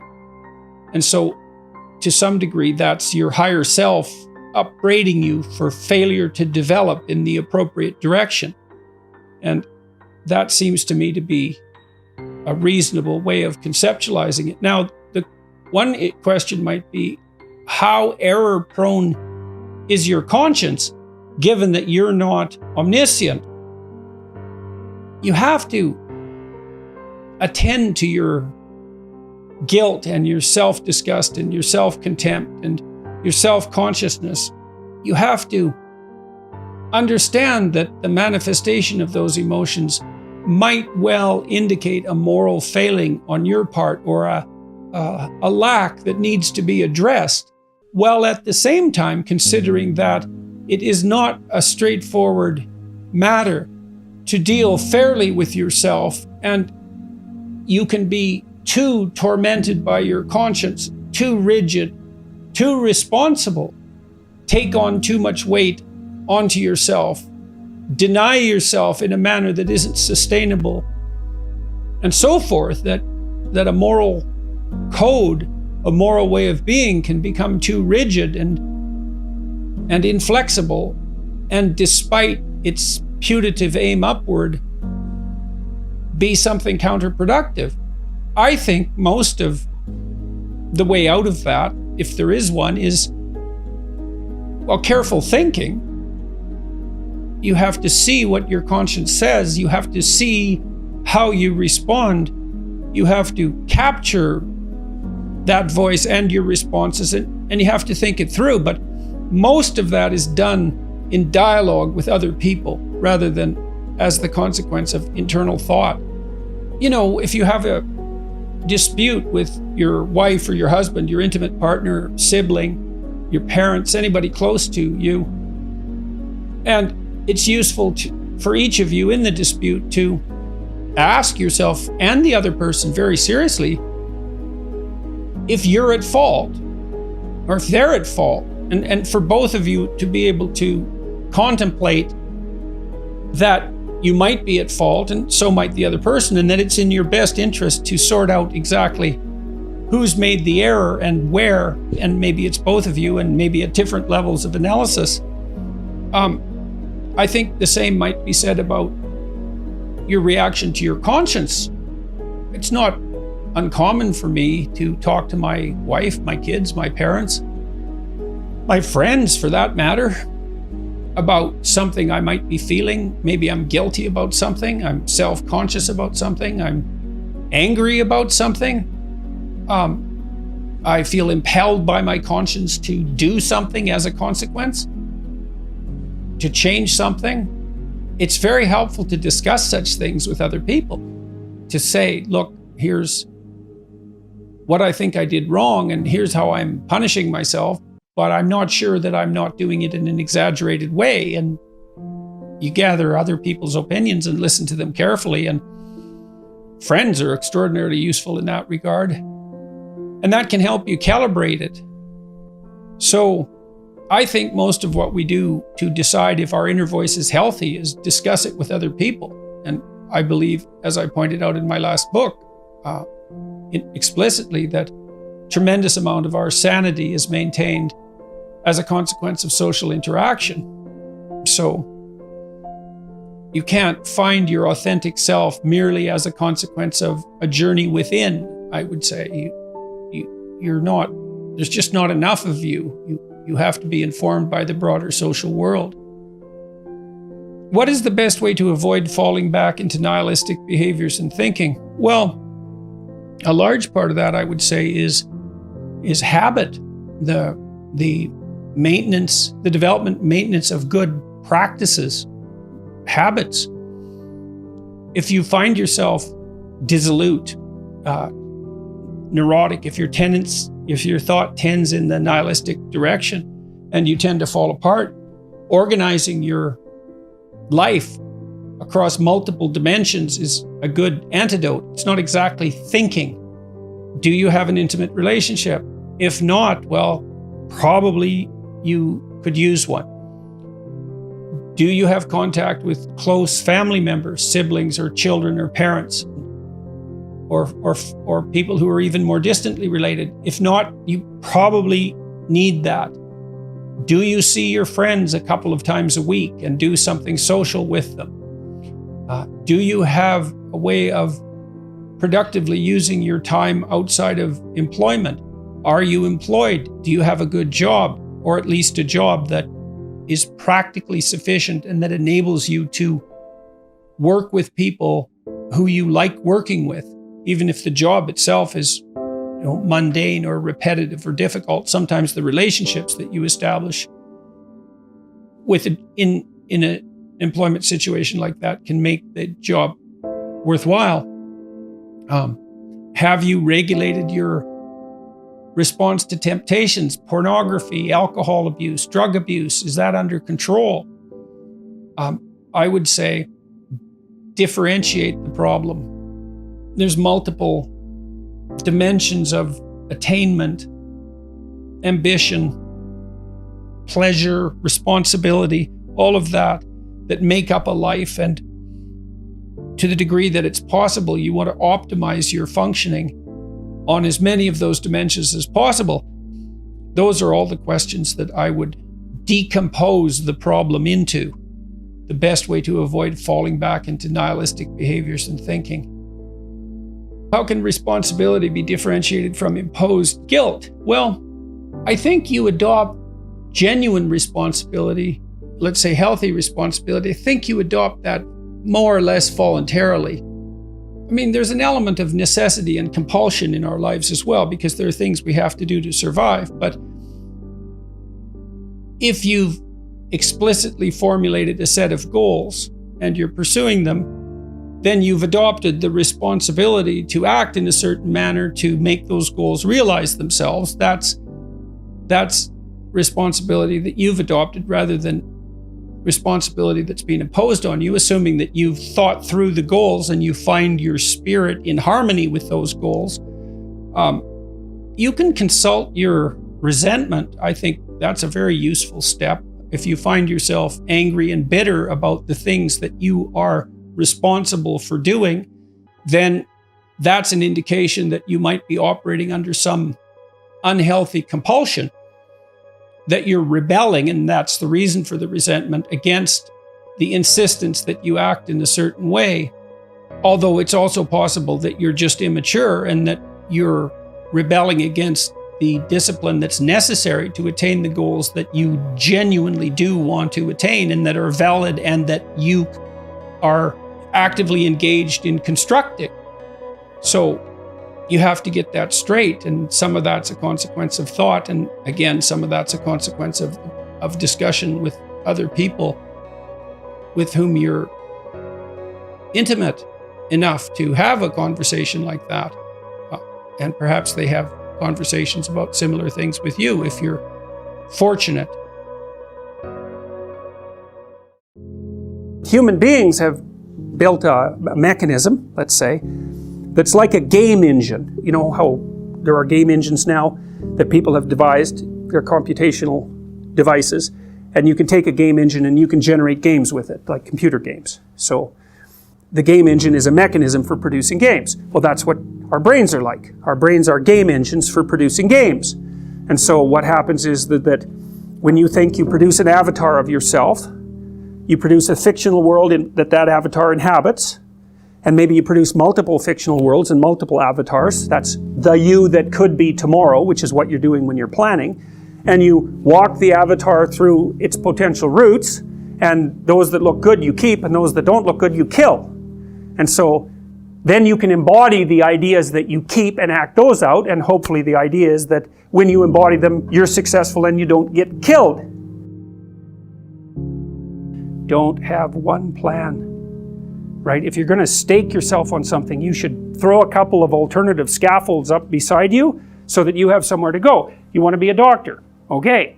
Well, you could be a nurse. It's like, it's not a doctor, but it beats cutting your throat. You're still doing 80% of what you wanted to do. So you want to think about this during your whole life, man. If you're going to take a high risk, you want to scaffold yourself in other areas so that if it fails, bottom doesn't drop out and you die. And it's also very much worth thinking about with regards to setting up your life in general. It's like, if you concentrate solely on your career, you can get a long way in your career. And I would say that that's a strategy that a minority of men preferentially do. That's all they do. They work like 70, 80 hours a week. They go flat out on their career. They're staking everything on the small probability of exceptional status in a narrow domain.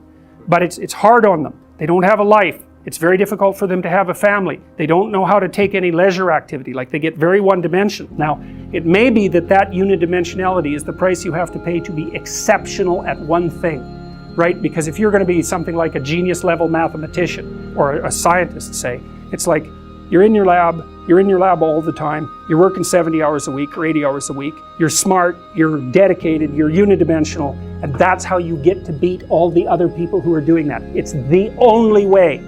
But the problem is you don't get a life. Now, if you love being a scientist and you have that kind of focus of mind, well, first of all, you're a rare person, and second, you're going to pay for it. But fine, more power to you. But it's a risky business to do that. You sacrifice a lot for it. And I would say most often, if you're speaking about having a healthy life, that isn't what you do. You spread yourself out more. So, you have a family, you have some things that you do outside of work that are meaningful to you and useful. You have a network of friends.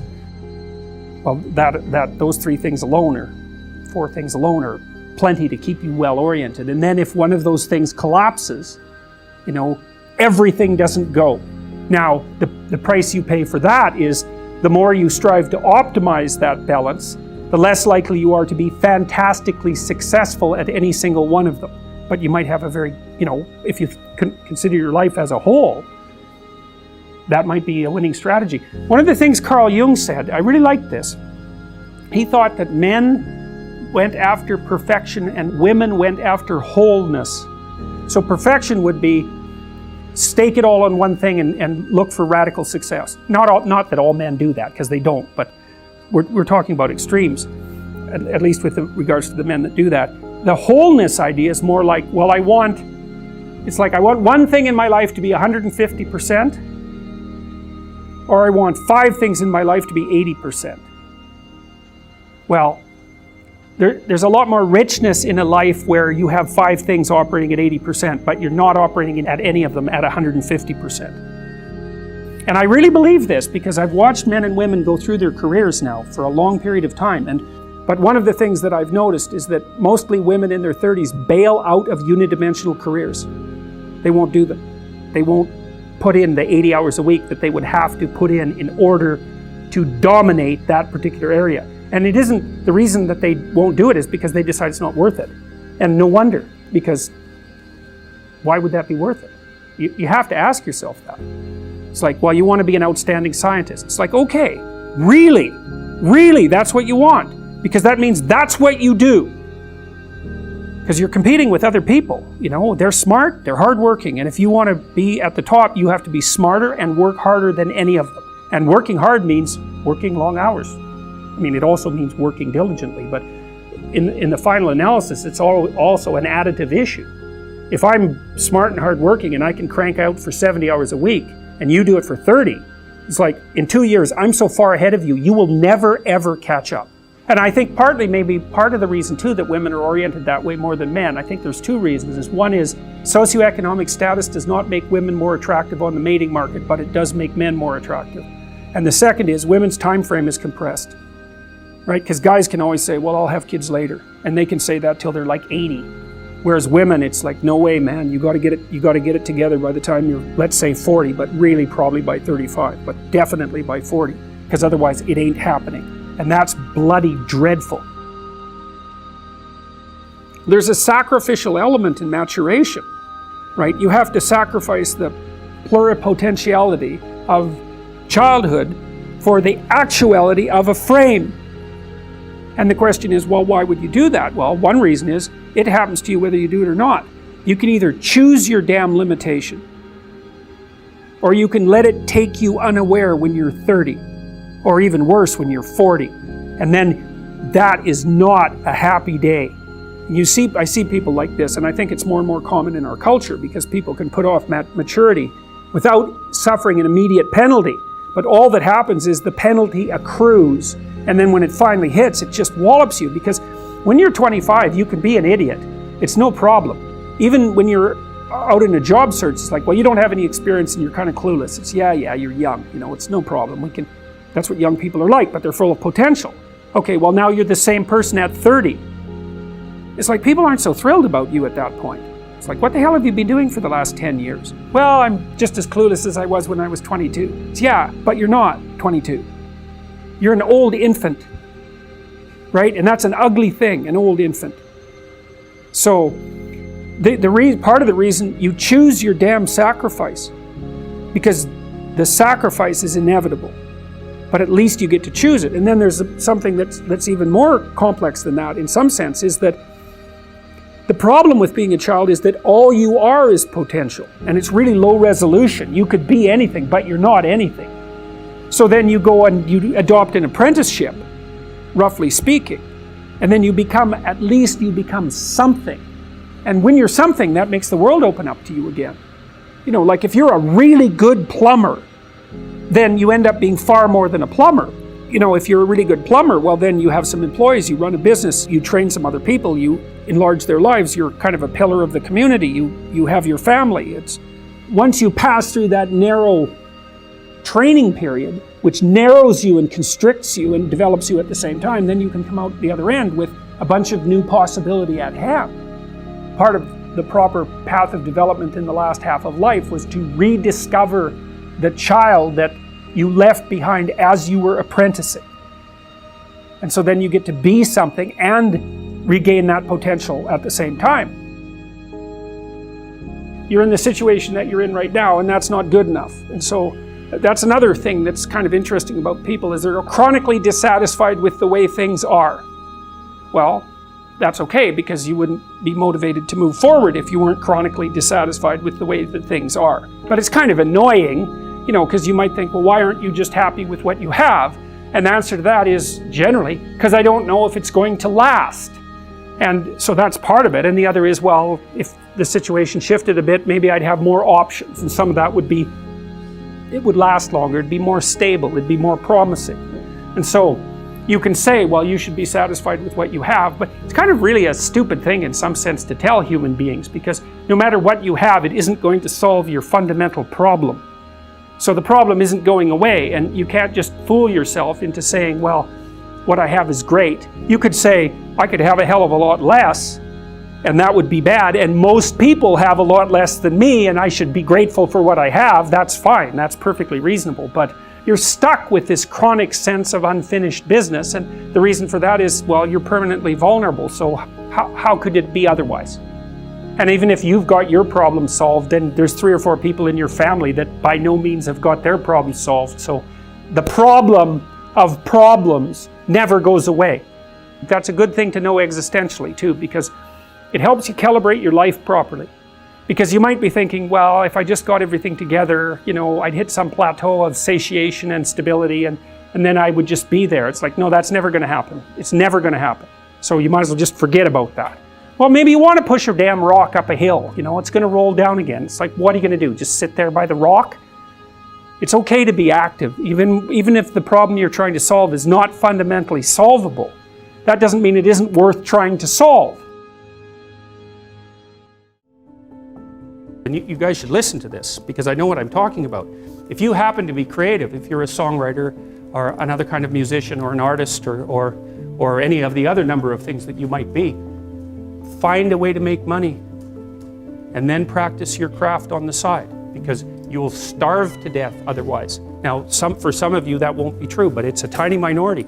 Your best bet is to find a job that will keep body and soul together and parse off some time that you can pursue your creative thing, because then, well, as a long-term strategy, a medium to long-term strategy, it's a better one. You hear very frequently people say things like everyone's creative. It's like, that's wrong, okay? It's wrong. It's just as wrong as saying that everyone's extroverted. First of all, you have to be pretty damn smart to be creative, because otherwise you're just going to get to where other people have already got, and that's not creative by definition. So So being fast and being out there at the front of things really makes a difference. And then you also have to have these divergent thinking capabilities, and that's part of your trait structure. And creative people are really different than non-creative people, partly because, for example, they're highly motivated to do creative things and to experience novelty and to chase down aesthetic experiences and to attend movies and to read fiction and to go to museums and to enjoy poetry and to enjoy music that's not conventional music, for example. These aren't trivial differences. And so it's a real misstatement to make the proposition that everyone's creative. It's just simply not the case. It's a matter of wishful thinking. It's like saying that everyone's intelligent. It's like, well, if everyone's intelligent, then the term loses all of its meaning, because any term that you can apply to every member of a category has absolutely no meaning. The other thing you want to be thinking about here is that don't be thinking that creativity is such a good thing. It's a high-risk, high-return strategy. There's creative people in this room, man. You guys are going to have a hell of a time monetizing your creativity. It's virtually impossible. It's really, really difficult because, first of all, let's say you make an original product. You think the world will beat a pathway to your door if you build a better mousetrap. It's like, that's complete rubbish. It isn't true in the least. If you make a good creative product, you've probably solved about 5% of your problem. Because then you have marketing, which is insanely difficult, and then you have sales, and then you have customer support, and then you have to build an organization, and you have to, if it's really novel, you have to tell people what the hell the thing is. We built this future authoring program, right? It's available for people online. So how do you market that? No one knows what that is, and that's a real problem. If you write a book, well, then you have the problem that another million people have also written a book. But if you produce something that's completely new and doesn't have a category, people can't search for it online. How are they going to find it? And then you have pricing problems, and it's really unbelievably difficult to produce something creative and then monetize it. And even worse, if you're the creative person, let's say you have a spectacular invention, you've got no money, right? You've got no customers. Those are big problems. And so maybe you go and you find a venture capitalist. We start with family and friends, because that's how it works. You raise money for your product. You raise money from your family and friends. That's assuming you have family and friends that have some money and that they're going to give it to you. And most people aren't in that situation. So it's a terrible barrier right off the bat. And then, of course, you're putting your family and friends at substantial financial risk, because the probability that your stupid idea is going to make money is virtually zero, even if it's a really brilliant idea. And so then let's say, well, you get past family and friends and you get venture capitalists involved, because that's often the next step, or an angel investor. There's steps in building a business. Family and friends, angel investor, that's some rich guy that you've happened to meet some way who's into this sort of thing and is willing to provide you with some money to get your product off the ground. Well, how much of your product is that person going to take? Well, most of it.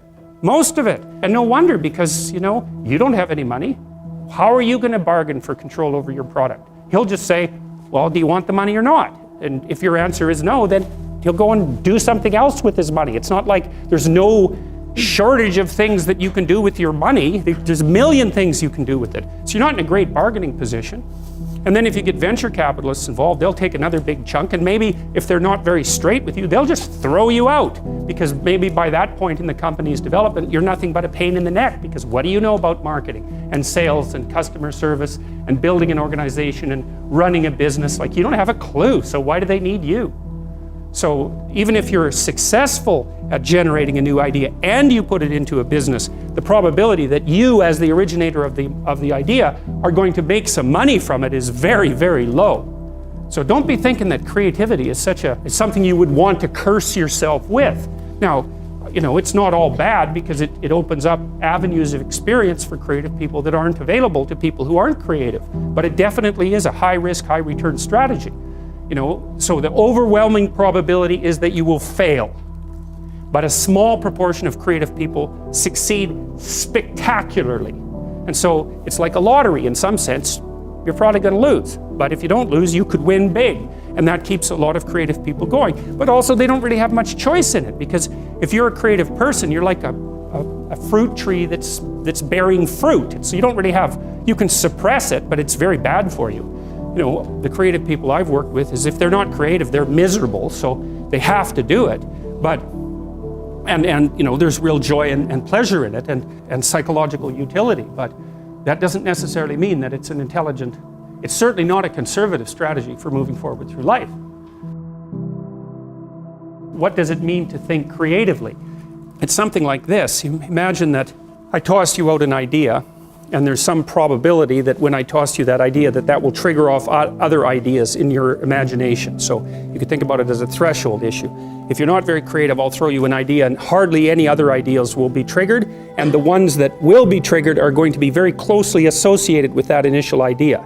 So let's say I tossed each of you an idea and I asked you to tell me the first thing that comes to mind. Okay, so what we would see first is that the first thing that comes to mind in all likelihood would be shared by many of you. Okay, so then you could think about that as a common response, right? And so that's a less creative response. And then there'll be some things that come to mind for you that are so idiosyncratic that you're the only person that thinks it and no one can understand it. Well, that's also not exactly creative, because the thing that for something to be creative, it has to be novel and useful at the same time. That's sort of a rough definition. Something creative is novel and useful. So you can think of, you get thrown an idea and there's some probability that will co-activate other ideas. And if it co-activates many other ideas, that's like fluency. And if it co-activates ideas that are quite distant from the original idea, something like that, and you could track distance by comparing it to probability that other people have generated it, then that's also another indication of creativity. So they have to be many unlikely responses that are useful. That's what creativity is, roughly speaking. And then you can fractionate it into different dimensions. So that's creative thinking. But then creative achievement would be the ability to take those original ideas and then actually to implement them in the world. And that's obviously much more different than merely being creative. Imagine what happens when you play Monopoly. What happens? Everybody has the same amount of money to begin with, right? So then you start playing. It's basically a random game. Well, some people start to win a bit and some people start to lose a bit. And then if you win, the probability that you'll keep winning starts to increase. And if you lose, your vulnerability increases as you lose. And then maybe you've got, say, 6 people playing Monopoly. Soon one person has 0. What happens when they have 0? They're out of the game. So 0 is a weird number, because when you hit 0, you're out of the game. So then if you keep playing, people start to stack up at 0, right? What happens at the end of the game? One person has all the property and all the money, and everyone else has none. Right, that's what happens if you play an iterated trading game to its final conclusion. It's not a consequence necessarily of structural inequality. It's built into the system at a deeper level than that. So, people talk about all the time about how unfair it is that the 1% of the population has the vast amount of the money, and 1% of the 1% has most of that money, and 1% of the 1% of the 1% has most of that money. It's an inevitable conclusion of iterated trading games, and we don't know how to fight it. We don't know how to take from the people who have and move it to the bottom without it instantly moving back up to the top. Different people maybe, but still back up to the top. Because even the 1% churns a lot. Like, I think you have a 10% chance, if I remember correctly, you have a 10% chance of being in the top 1% for at least 1 year of your life, and a 40% chance of being in the top 10% for at least 1 year in your life. That's in Canada and the US. It's less so in Europe. So there's a fair bit of churning at the top end. It's not the same people all the time who have the money, but it is a tiny fraction of the people all the time who have all the money.